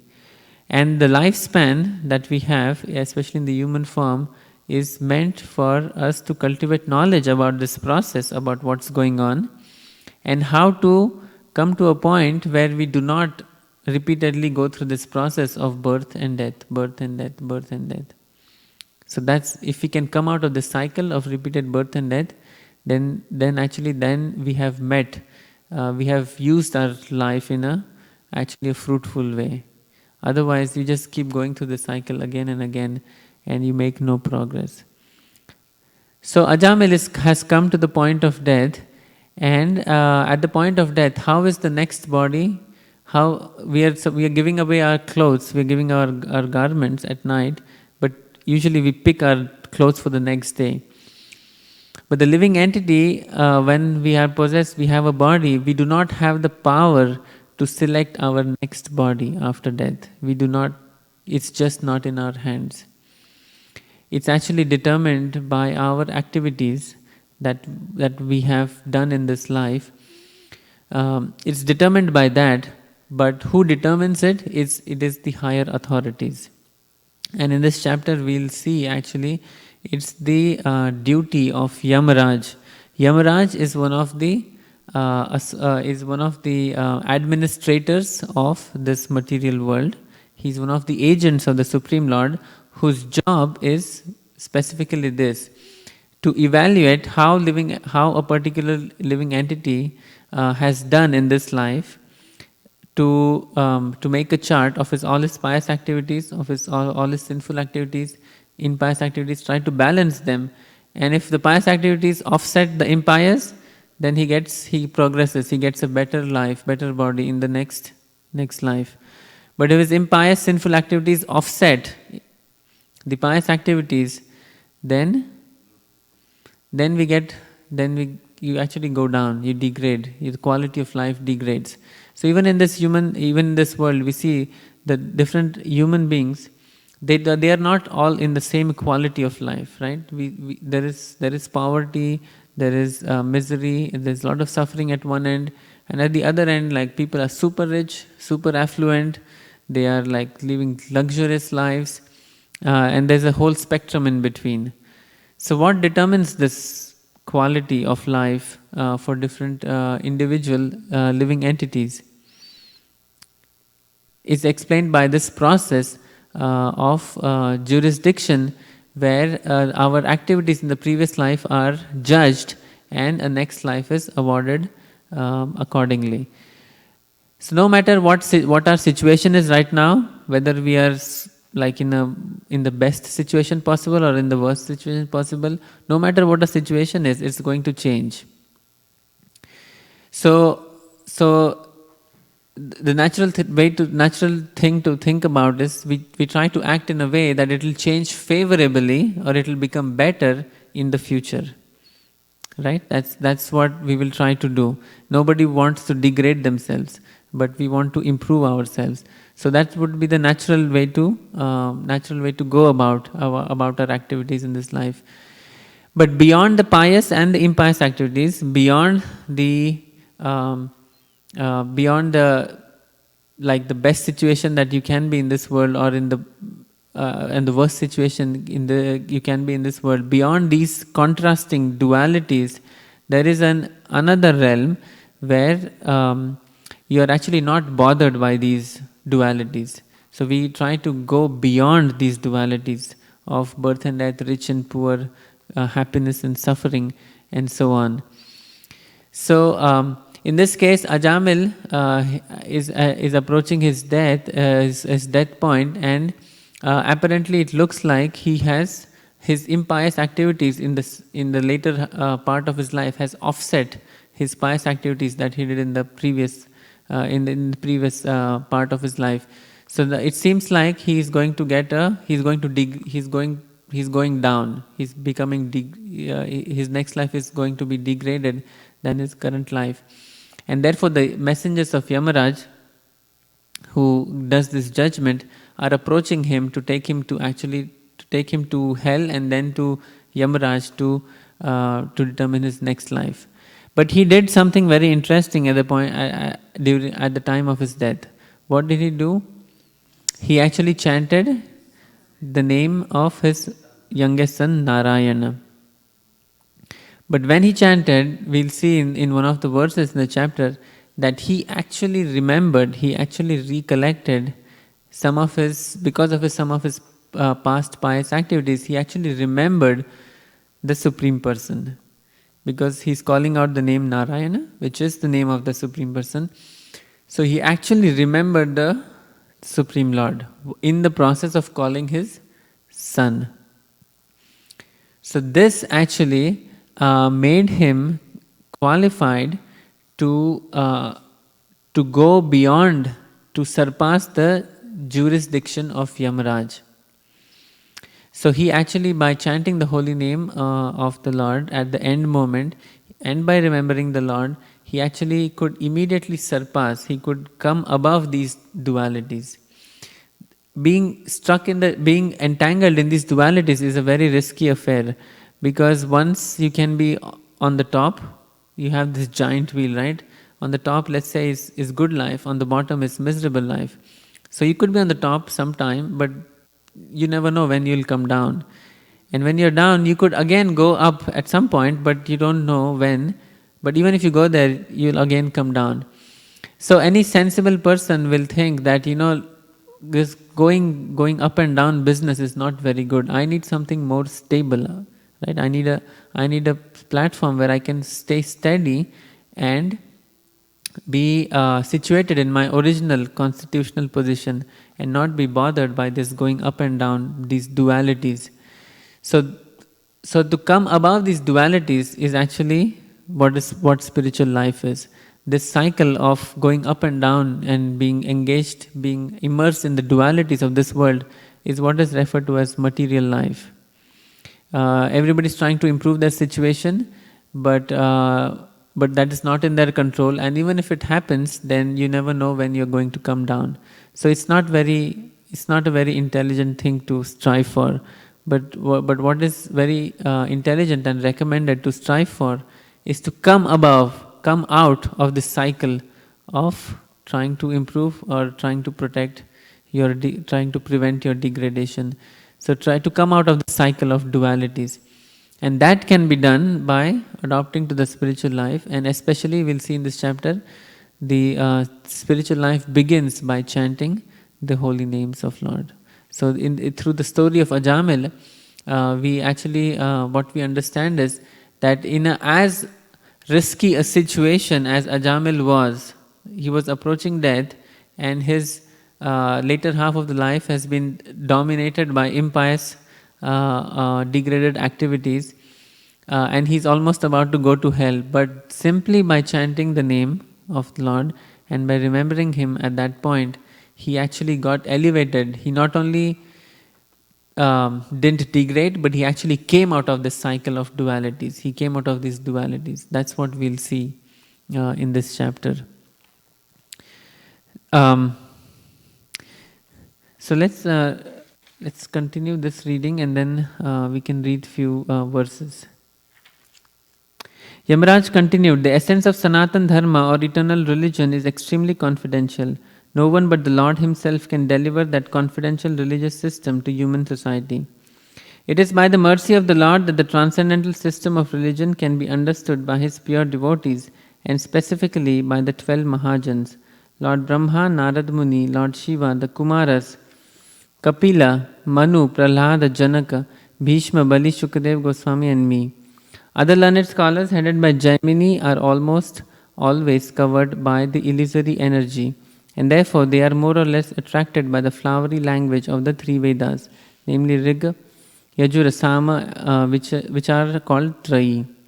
Instead of becoming pure devotees, people captivated by the flowery words of the 3 Vedas are interested in the Vedic ritualistic ceremonies. They cannot understand the glories of chanting the holy name of the Lord.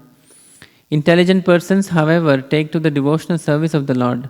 When they chant the holy name of the Lord without offenses, they are no longer subject to my rulings. If by chance they commit some sinful act, they are protected by the holy name of the Lord, because that is where their interest lies. The 4 weapons of the Lord, especially the club and the Sudarshan Chakra, always protect the devotees. One who chants, hears or remembers the holy name of the Lord without duplicity, or who prays or offers obeisances to the Lord, becomes perfect, whereas even a learned person may be called to hell if he is bereft of devotional service. After Yamraj thus described the glories of the Lord and his devotees, Shukadev Goswami further explained the potency of chanting the holy name and the futility of performing Vedic ritualistic ceremonies and pious activities for atonement. So this was actually the summary of the chapter, and I'll go into some specific details for some time, and we can also have some question-answer discussion. So the most important point in the chapter is the importance of the chanting of the holy name of the Lord. That's the beginning point and the most essential part of devotional service. So what happened is that when Ajamil was on his deathbed, he was about to die. So the agents of Yamaraj, they came to take him, to punish him in different ways and to take him to the hellish planets. But he chanted the name of the Lord Narayana and remembered him, and that immediately brought the order carriers of Vishnu, the Vishnu Dutas, 4 Vishnu Dutas, 4 beautiful personalities. They appeared on the scene, and they actually had a long discussion and argument with the Yamadutas, and finally they were victorious. They defeated the arguments of the Yamadutas, and actually they protected the soul of Ajamil from going down, from degradation.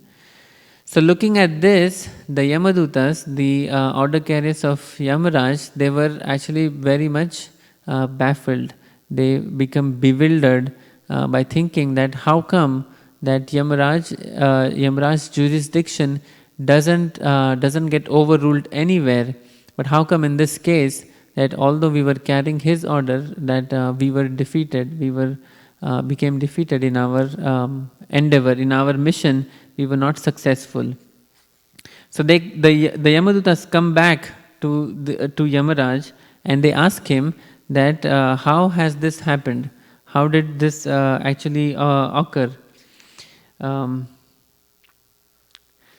So let's read verse 6. So the Yamadutas, they were talking to verse 6. The Yamadutas are talking to, questioning Yamaraj. They said, since there are many different karmis or workers, there may be different judges or rulers to give them justice. But just as one central emperor controls different departmental rulers, there must be one supreme controller to guide all the judges. So they say that that there may be different judges or rulers for different activities of human life, but ultimately there should be one supreme controller or one judge to guide all the other judges. And they say that the next verse, the supreme judge must be one, not many. It is our understanding that you are that supreme judge and that you have jurisdiction even over the demigods. Our impression was that you are the master of all living entities. the supreme authority who discriminates between pious and impious activities of all human beings. So the Yamadutas, his agents, say to Yamaraj that they were thinking that Yamaraj is actually the supreme judge. He is the ultimate authority in deciding the balance between pious and impious activities of all living entities. But when they did not succeed in their mission of taking a Jamil to hellish planets, they were very bewildered, they were baffled, and they were confused. How come this has happened? So they ask Yamaraj that how has this happened? In verse 10 they say, as soon as the sinful Ajamil uttered the word Narayana, these four beautiful men immediately arrived and reassured him, saying, do not fear, do not fear. We wish to know about them from your lordship. If you think we are able to understand them, kindly describe who they are. So they ask that that although they wanted to take Ajamil to the hellish planets, the four Vishnudutas came, arrived on the scene, and they actually took care. They became in charge of Ajamil, and we were actually forced to leave the scene. So they said that we want to now understand what has happened and who these personalities, these four personalities are who came and rescued Ajamil at the end. So Yamaraj, he begins to reply, and his reply to the Yamadutas is the main essence of this chapter. So we'll read a few verses from Yamaraj's reply. In verse 12,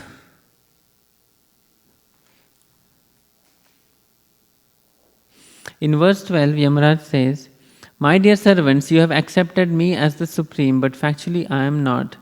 Above me and above all other demigods, including Indra and Chandra, is the supreme master and controller. The partial manifestations of his personality are Brahma, Vishnu and Shiva, who are in charge of the creation, maintenance and annihilation of this universe. He is like the two threads that form the length and breadth of a woven cloth. The entire world is controlled by him, just as a bull is controlled by a rope in its nose.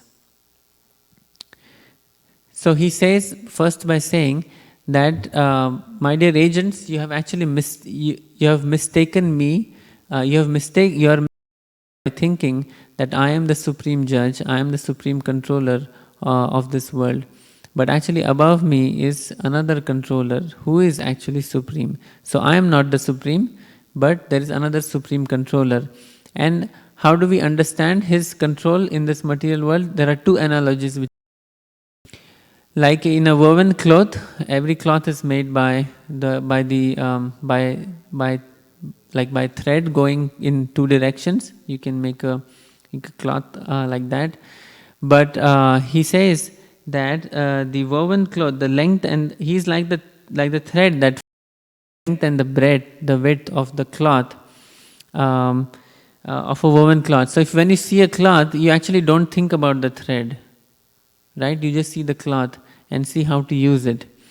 So in the same way, this world, when you see the world, we actually do not see the underlying principle that actually is manifest in this world, that even makes the world appear the way it is. And what is that underlying cause? That underlying cause is the Supreme Lord. It's just like the cloth. When you have a cloth, you don't think about the thread. The thread is kind of invisible. But the one who knows how a cloth is made, he knows that the cloth cannot exist without the thread. So same way, when we see the world, when we look at the world around us, it looks like it just manifested by itself and it's meant for me to enjoy in different ways. But the one who is in knowledge, he knows that the underlying principle of this world is actually the Supreme Lord. The Supreme Lord is the fabric of the cloth. And without him, nothing in this world can exist. So that analogy is given. The another analogy is the control of the Lord over this world. So you may have, in India we have these bullock carts, like the oxen. They actually they pull the cart. In the old days, even in the villages, we have bullock carts even to this day. But the driver of the bullock cart, he controls the bull, his speed, whether he should go fast, slow, turn, how? Because he has just two ropes, and the two ropes actually goes through the nostril of the bull. So the nostrils of the bull are very sensitive to touch, to tactile sense. So when the driver controls the rope, then the bull knows how to move, how to go. Those who do not know about this, they may see that the driver is somehow driving and the bull is somehow going, but he does not understand how the bull is actually being controlled.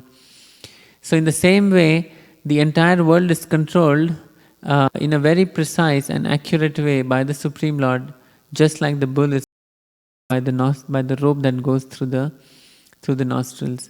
So there are two analogies which are given.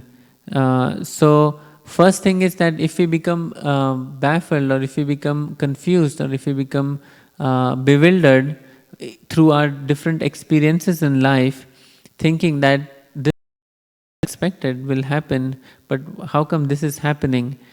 This is what happened to the Yamadutas, and we also go through these situations, that we become baffled by situations we encounter in life. At that time, we should ask ourselves and ask those who know about this knowledge that exactly.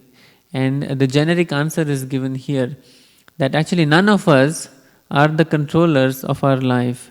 There is a supreme controller, there is another controller who is actually he is as good as the fabric within the cloth. So he's all pervasive, even in our life, he's all pervasive, and more importantly, he is actually controlling everything, just like the bull is controlled by a rope that goes through his nostrils.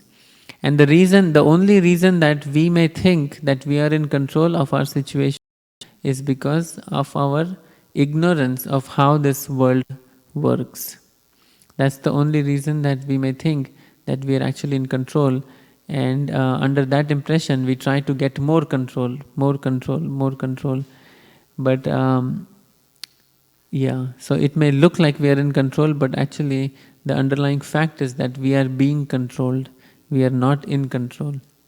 So that's the first step of knowledge on the spiritual path.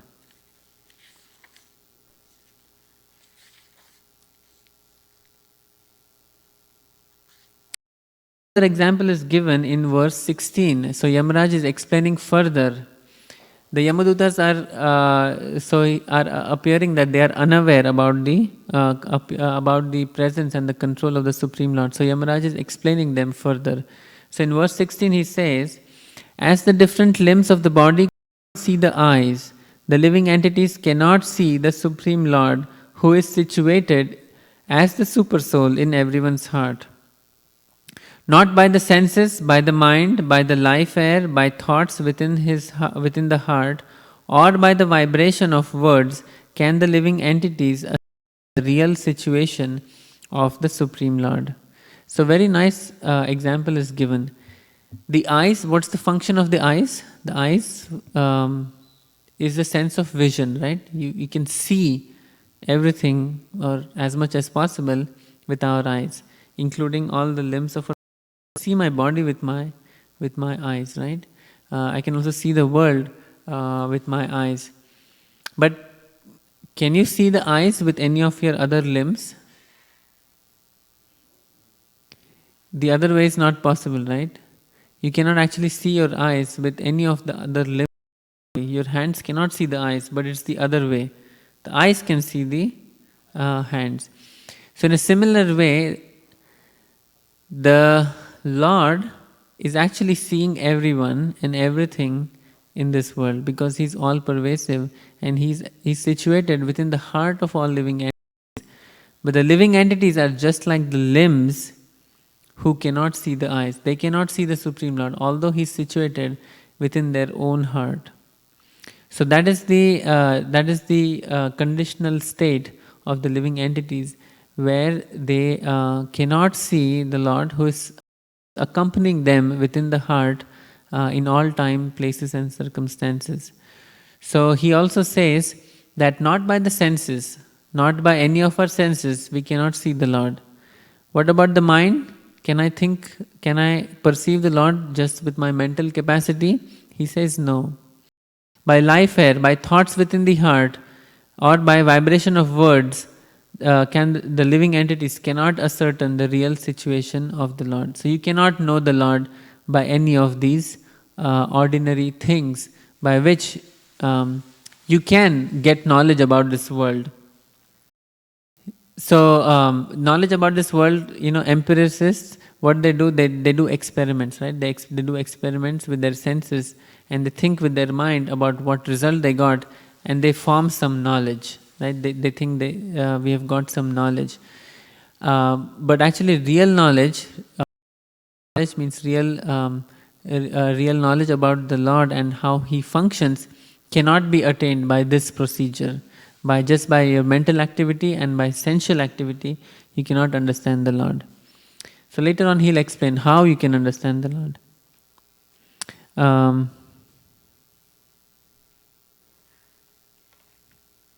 So next we can go to verse 19.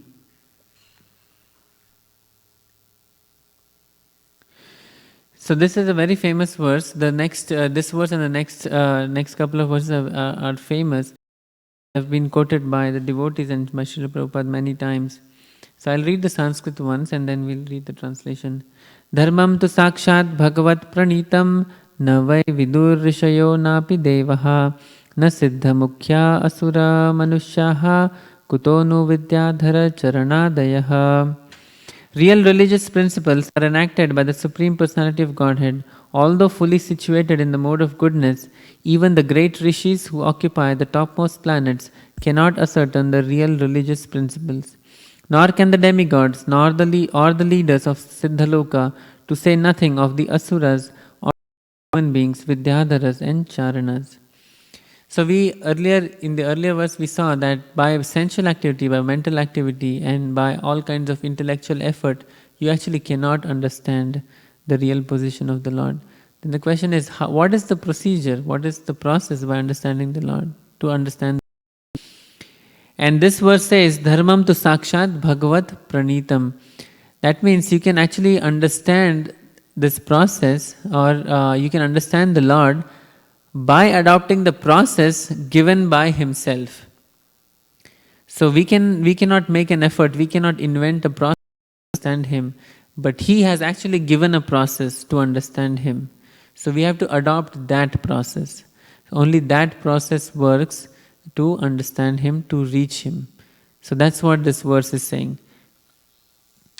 And the next verse says, Swayambhu Shambhu Kumaraha Kapilo Manuhu Prahlada Janako Bhishmo Balir Vayasakir Vayam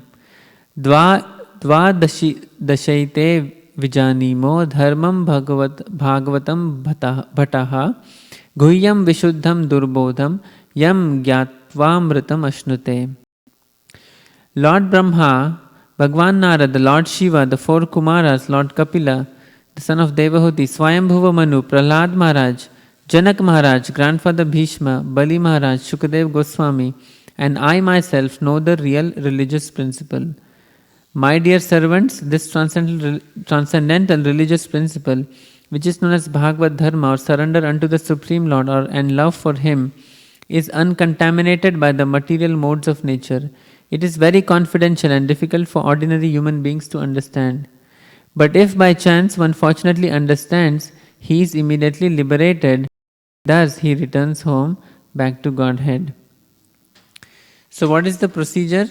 The procedure is that we follow the process given by the Supreme Lord Himself.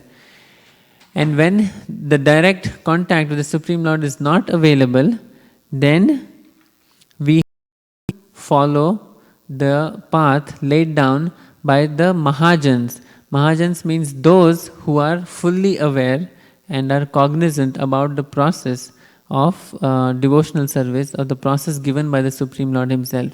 So in this verse there is a list of 12 personalities. The 12, they are called Mahajans. They are great exalted personalities who are fully aware about this, about this procedure, and they can enlighten everyone. They can enlighten the others about the process, and then the others can benefit from it. So in other words, it's basically a descending process of knowledge. So we cannot understand the Lord by our own effort, by inventing new methods, but the Lord has given a process. He enlightens, He makes available these Mahajans who enlighten further the ordinary human beings. And by this descending process, by adopting this descending process of flow of knowledge, we can actually reach and understand the Supreme Lord. So that's the process. So in this verse there are 12 personalities, but the last one is Vayam. Vayam means I myself.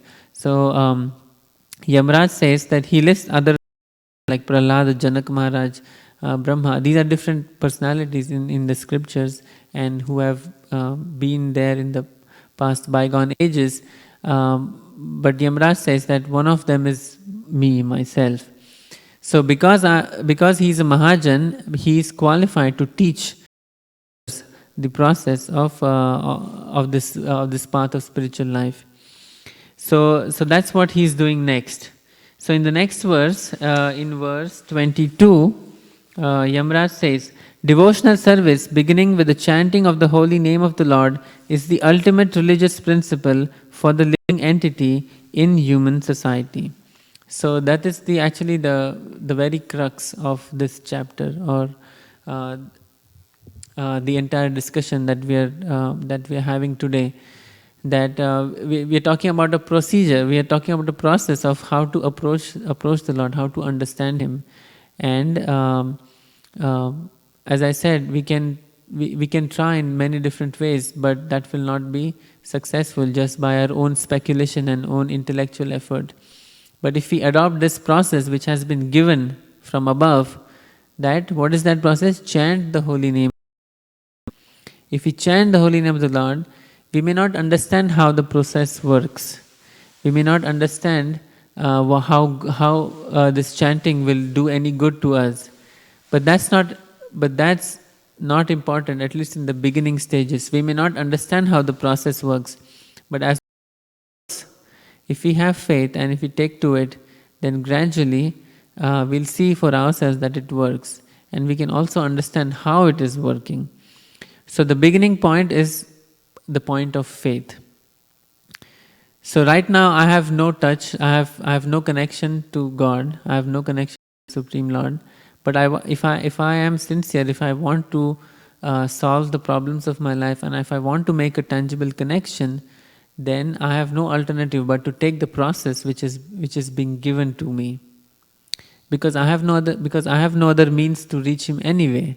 So the natural thing to do for a sincere seeker is to have faith in this process which is coming down through the Vedic scriptures and through the Mahajans. So if we place our faith and adopt this process and begin chanting the holy names, then we'll see that with time, gradually we become enlightened. That we become enlightened and we can gain touch, we can come in touch with the Supreme Lord. So the devotional service begins with chanting of the holy names. So next he says, my dear servants, who are as good as my sons, just see how glorious is the chanting of the holy name of the Lord. The greatly sinful Ajamila chanted only to call his son, not knowing that he was chanting the Lord's holy name. Nevertheless, by chanting the holy name of the Lord, he remembered Narayana, and thus he was saved from the ropes of death. So in such a difficult situation as Ajamil was, just by chanting Narayana once, he was able to remember the Lord. And that actually saved him from degraded further. So we can just imagine that if we take to this process of chanting the holy name sincerely and with all our attention, if we chant, then how much good it will do to us. In Ajamil's case, it just by chanting once at the end, in a very precarious situation, it saved him. It uplifted him it prevented him from degradation. So what to speak if we take to this process wholeheartedly and chant with all sincerity, then just imagine how much rapid progress we can make. So that's what Yamraj is trying to say here. Let's read the purport to this verse. It's a short purport. Srila Prabhupada says, there is no need to conduct research into the significance of the chanting of the Hare Krishna mantra. No need to conduct research. You mean don't waste your time trying to understand how Hare Krishna mantra chanting works. Don't waste your time. The history of Ajamila is sufficient proof of the power of Lord's holy name and the exalted position of a person who chants the holy name incessantly. Therefore, Sri Chaitanya Mahaprabhu advised, Harer Nama, Nameva Kevalam, Kalau Nastyeva, Nastyeva Gatir Anyatha. In this age of Kali, no one can perform all the ritualistic ceremonies for becoming liberated. That is extremely difficult. Therefore, all the Shastras and all the Acharyas have recommended that in this age, one chant the holy name. In this age, every other process of yogic process or mystic process or any other spiritual process, all processes are extremely difficult to execute. And even if you execute them to the best of your ability, the result or success is not guaranteed. But to whatever capacity you can adopt this process of chanting the holy name, and if you do it sincerely, then you'll see that no matter how many obstacles you have, will ultimately be successful. So it's so merciful. This process is so merciful and it's so forgiving that in spite of all our difficulties and shortcomings, we can actually reach the ultimate goal, ultimate destination. The next verse is very important, verse 24. He says, therefore it should be understood that one is easily relieved from all sinful reactions by chanting the holy name of the Lord and chanting of His qualities and activities. This is the only process recommended for relief from sinful reactions. So knowingly and unknowingly, we actually commit a lot of sinful activities. What is sinful activities? Kind of sometimes a tabooed word. People don't like this word sin because it carries negative connotations. But what does sin mean? The simple definition of sin means to act against the desire of the Lord. Because the Lord is our ultimate friend, He's our supreme friend and supreme protector, and He's always trying to advise us in a good way, trying to help us because He's situated within our own heart. But because of our ignorance, we don't know that He's even. We don't know about His existence. We just go about in this world by ourselves, running the risk of encountering so many unfavorable situations.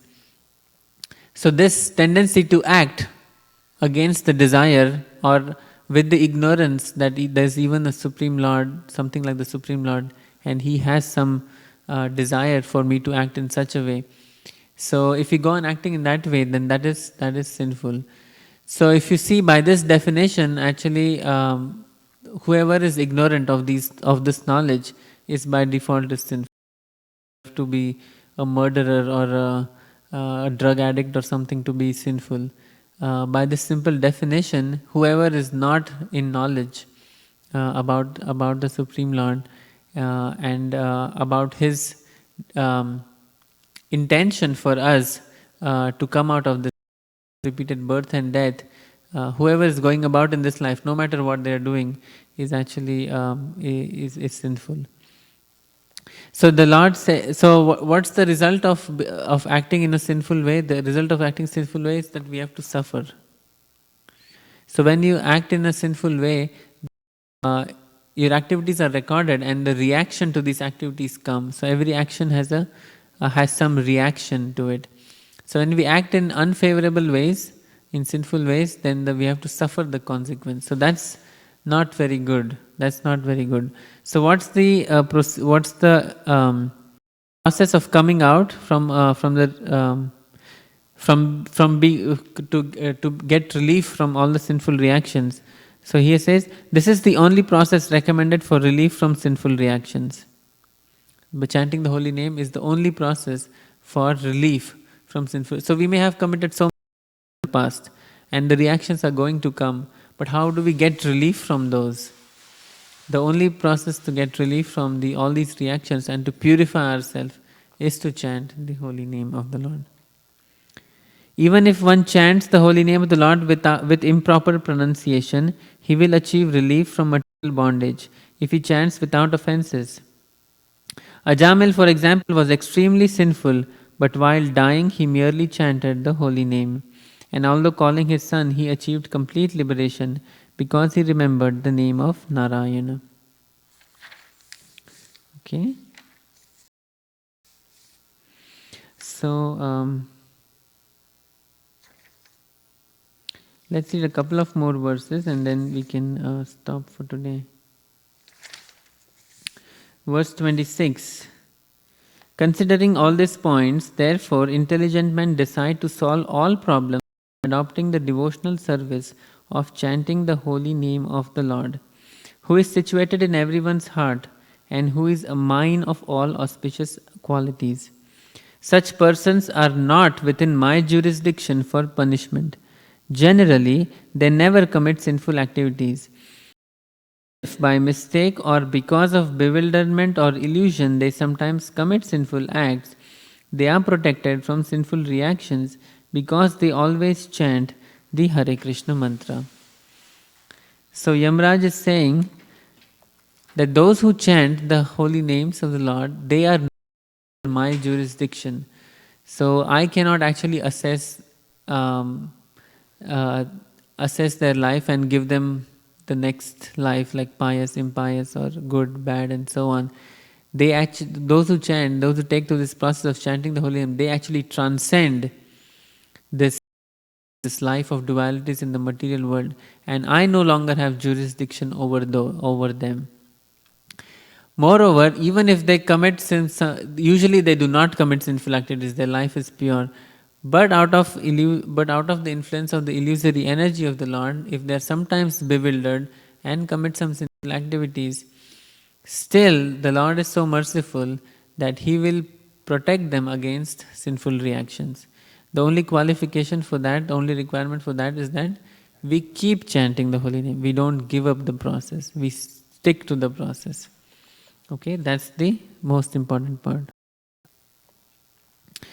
And then Yamaraj says to Yamadutas that in future, so that they don't encounter another such situation, he says in verse 27, "My dear servants, please do not approach such devotees, for they have fully surrendered to the lotus feet of the Supreme Personality of Godhead. They are equal to everyone. Narrations are sung by the demigods and the inhabitants of Siddhaloka. Please do not even go near them. They are always protected by the club of the Supreme Personality of Godhead, and therefore Lord Brahma and I, even the time factor, are not competent to chastise them." So the agents which actually overlook the chastisement and giving rewards to the living entities according to their activities, they have no more control over the devotees who have taken to this process of chanting the holy names. So they are protected from all kinds of situations by the Lord Himself. They are protected personally by the Lord's weapons. The club is mentioned here. They are always protected by the club of the Supreme Personality of Godhead. But on the other hand, in verse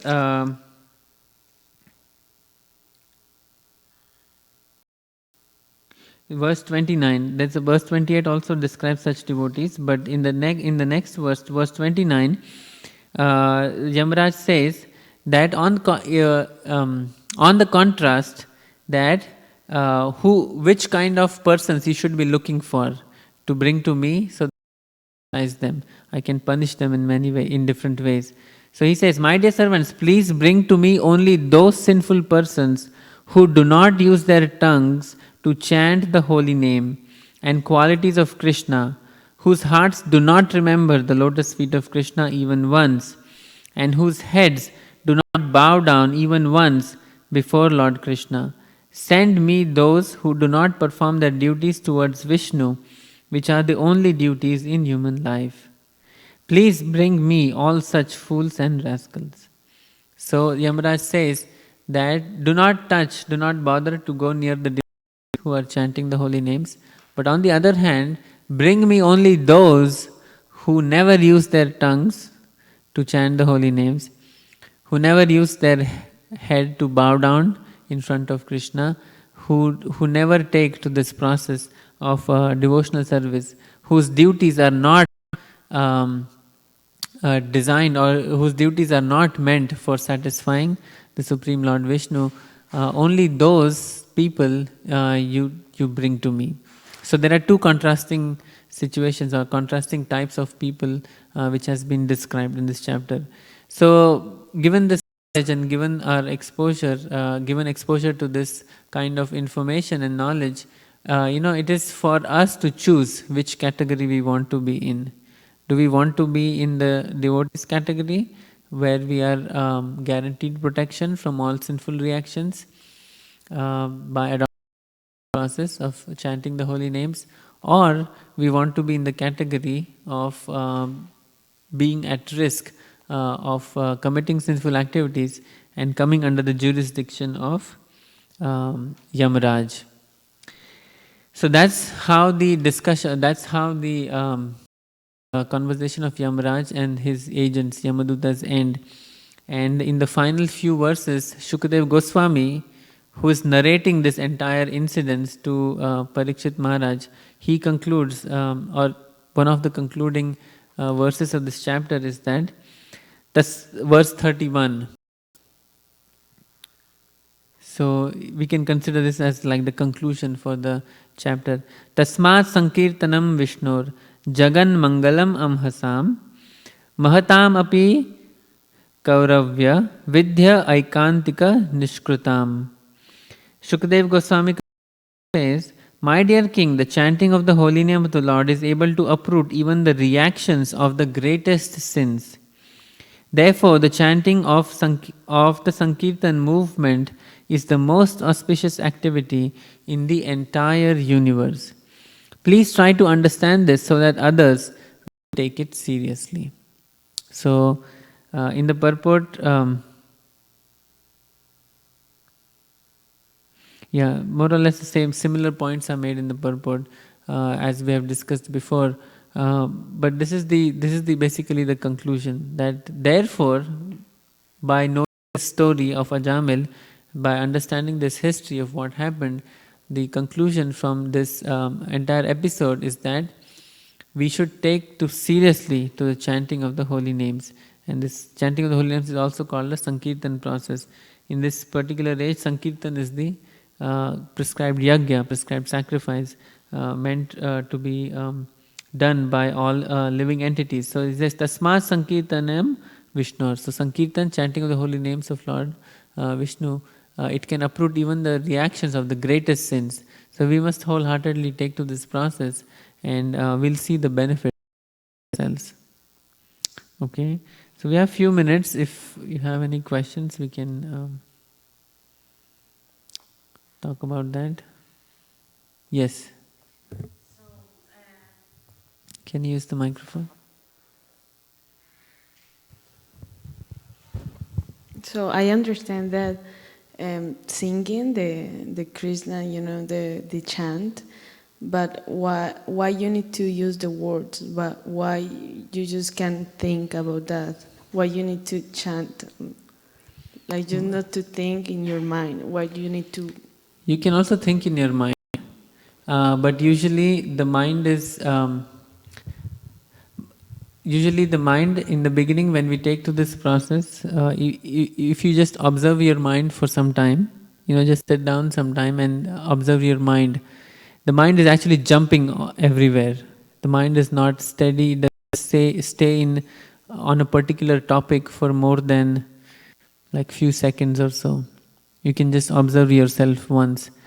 So if you think that I'll just think in my mind, so you can think, but by the time you think, you're thinking, even with noticing, your mind must have moved to many other topics, And by the time you remember, maybe 1 hour has passed, and then, oh, you remember again. Oh, I was supposed to think, but I'm thinking, my mind is thinking about so many things. So the reason it's in the advanced stages you can do that, and devotees do think in their mind. But in the beginning stage, when the mind is not trained, when the mind is not controlled, we have to chant out loud. By chanting out loud, we can actually try to fix the mind on the sound vibration. The sound is what is important, the sound of the holy name. So when your mind is quiet, it's not unsteady, it's not unstable, it's not jumping everywhere, you can actually hear the sound Hare Krishna in your mind also. But unless the mind has reached that stage of maturity, it is that we chant out loud Hare Krishna, Krishna Krishna, Hare Hare, Hare Ram, Ram Ram, Hare Hare. When we chant out loud, even then the mind will jump. But it's actually easy, but at least there is a sound that the mind can focus on. There's a loud sound that the mind can focus on, and it can latch onto it. It can hold on to the sound vibration. So to make that sound actually controls the mind. So you have to have a good sound to be able to connect to it. But see that as you start practicing, as you keep doing it over and over again, that even unknowingly sometimes you'll chant in your mind and you're hearing the sound, even if you're not saying it out loud. So it comes with practice. Hare Krishna. Question?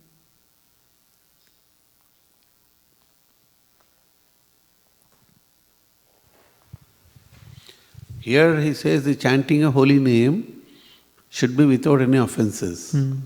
So I request you to elaborate on the offenses part a little bit so that we understand that. Offenses means in what sense? And it's a continuous ongoing process, chanting. And then several times Sri Prabhupada quotes both in Bhagavatam as well as Bhagavad Gita purports are unalloyed and unmotivated. I request you to throw some light on this also. Okay. So the first question is about offenses. Yes, it was mentioned in one of the verses, the translation, that chanting must be done. For chanting to be effective, it must be done without committing offenses. So what does offense mean? In a way, offense means there are 10 offenses to chanting the holy names, which has been given to us by the acharyas. So we won't go through all of them because we don't have much time. But we understand the root of all offense is actually being inattentive. So we can understand this in a simple way. Suppose, I call you to my house for dinner, and just want to talk to you and have a good conversation and connect on a personal level.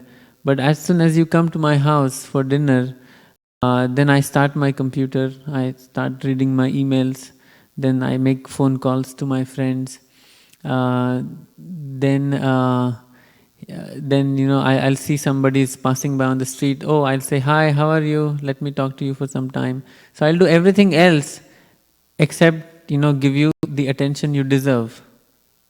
Right? And so what is that kind of behavior? That behavior is called offensive.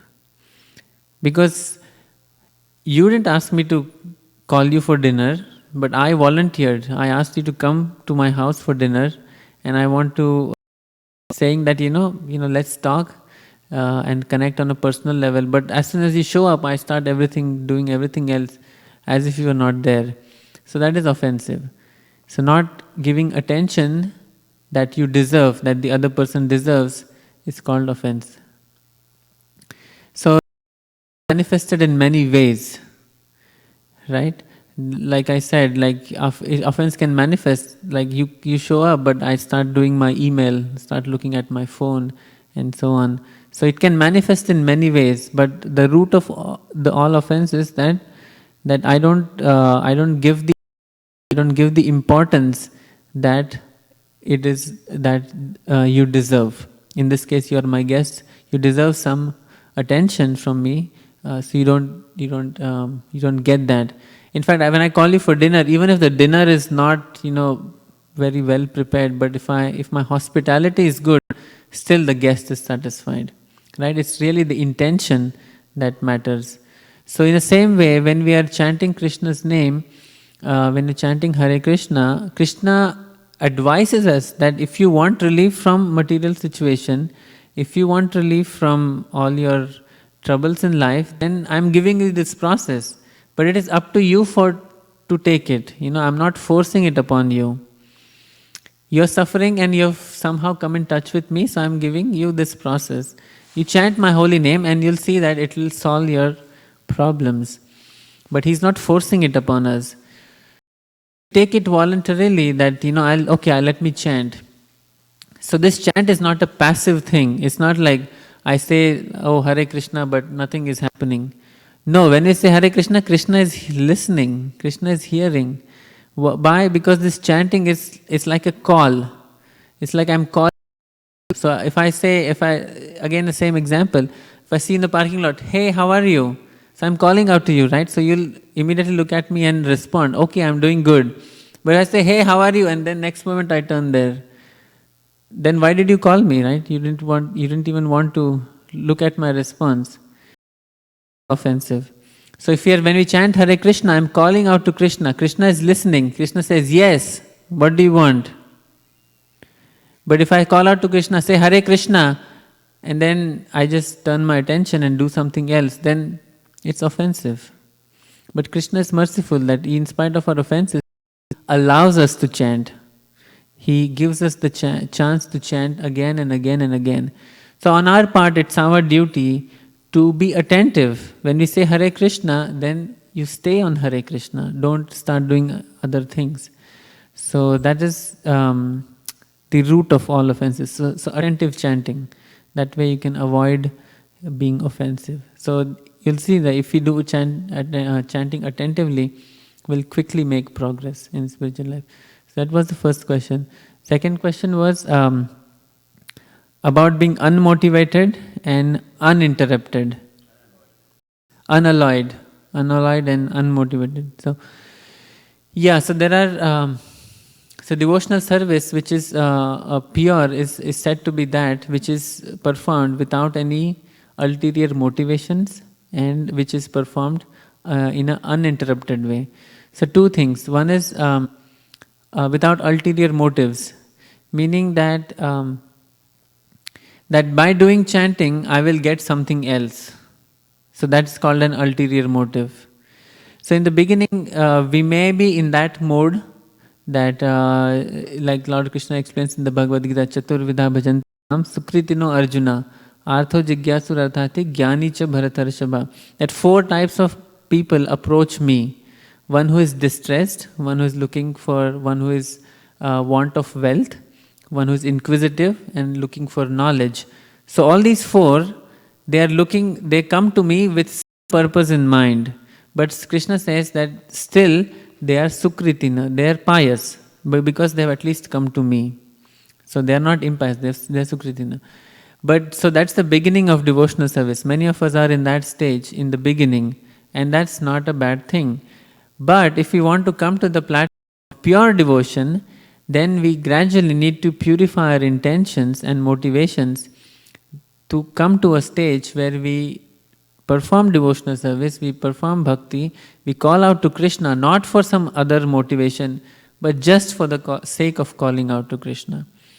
And when that happens when there is manifestation of love.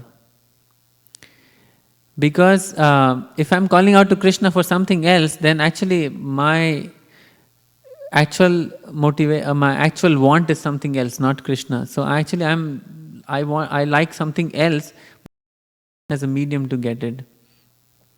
But when everything else is forgotten, I've reached a stage that nothing else is important, I want only Krishna, then that is actually manifestation of love. Just like the mother cares for the baby, right? No motivation. Just out of love, the mother naturally cares for the baby. Let's do that. So that is love. So when we come to this mature stage of not wanting, not asking anything from Krishna, but just calling out to Him, just for the sake of calling out to Him, then that is love. So when love manifests, automatically it becomes unmotivated. Or other way, if you practice trying to be unmotivated in your devotional service, then gradually you will develop love for Krishna. And uninterrupted is also a similar thing. So in the beginning, again, we do it as a matter of practice. Somebody has told me chanting is good, okay, let me do it. But once I'm done with my rounds, I'm done with my prescribed time of chanting, okay, I've had enough, let me do other things, right? So that is, we cannot keep our mind focused on Krishna all the time. So that is interrupted devotional service. So that's a beginning point, again, from there. But gradually, as love manifests, as we like the process, as we get a taste for the process, everything else actually fades out. Everything else becomes pale in comparison to this interaction of bhakti with Krishna, especially through the chanting of His holy name. So then it naturally becomes uninterrupted. So our mind is naturally drawn to Krishna and His activities. So when that happens, it becomes uninterrupted. So this is the characteristic of pure devotional service: unmotivated, uninterested. That's our goal. We may not be there right now, but we should know what my goal is, if we at all are serious on this path. So that's my goal, but I'm here. Okay, let me make increments. They make progress slowly, gradually, and if we stick to the process, then we are assured of success. That's the beauty.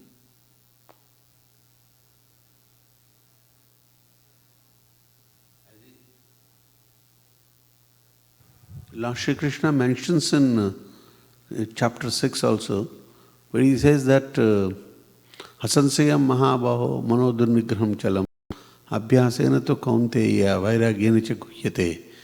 It means it is very difficult to control the mind, even for the advanced stage, even the people in exalted position. That time, two options only are there. Either you renunciate or you the practice. Where in the material world, when we are living here, we cannot go to renunciation at this stage. So the only option left out, as explained by you, is to practice on a continuous ongoing scale. I think that is the best method. Once having come in touch with this practice, don't give it up. Even if you do a little bit, do it every day regularly, and that way you will make progress. So by stopping it, there is nothing to be gained. So better is to stick to the process and take increments. Just like we take medicine to get cure from a disease, you take little bit every day, and you'll see the effect in gradually over time. So it's just like that. This chanting of the holy name is like a medicine. Initially I have taste, but with faith that it will work, it will improve my situation, it will cure my disease. We take it, and gradually we get a taste, and we'll see its effect. Okay, so I think we are, in fact, a little bit over time, so we'll stop here, and we'll have small kirtan, and after that we'll take prasadam. Thank you all for attending the program today. Hare Krishna. We also like to thank our online viewers for joining. Hare Krishna. Srimad Bhagavatam ki jai. Srila Prabhupada ki jai. Hare Krishna.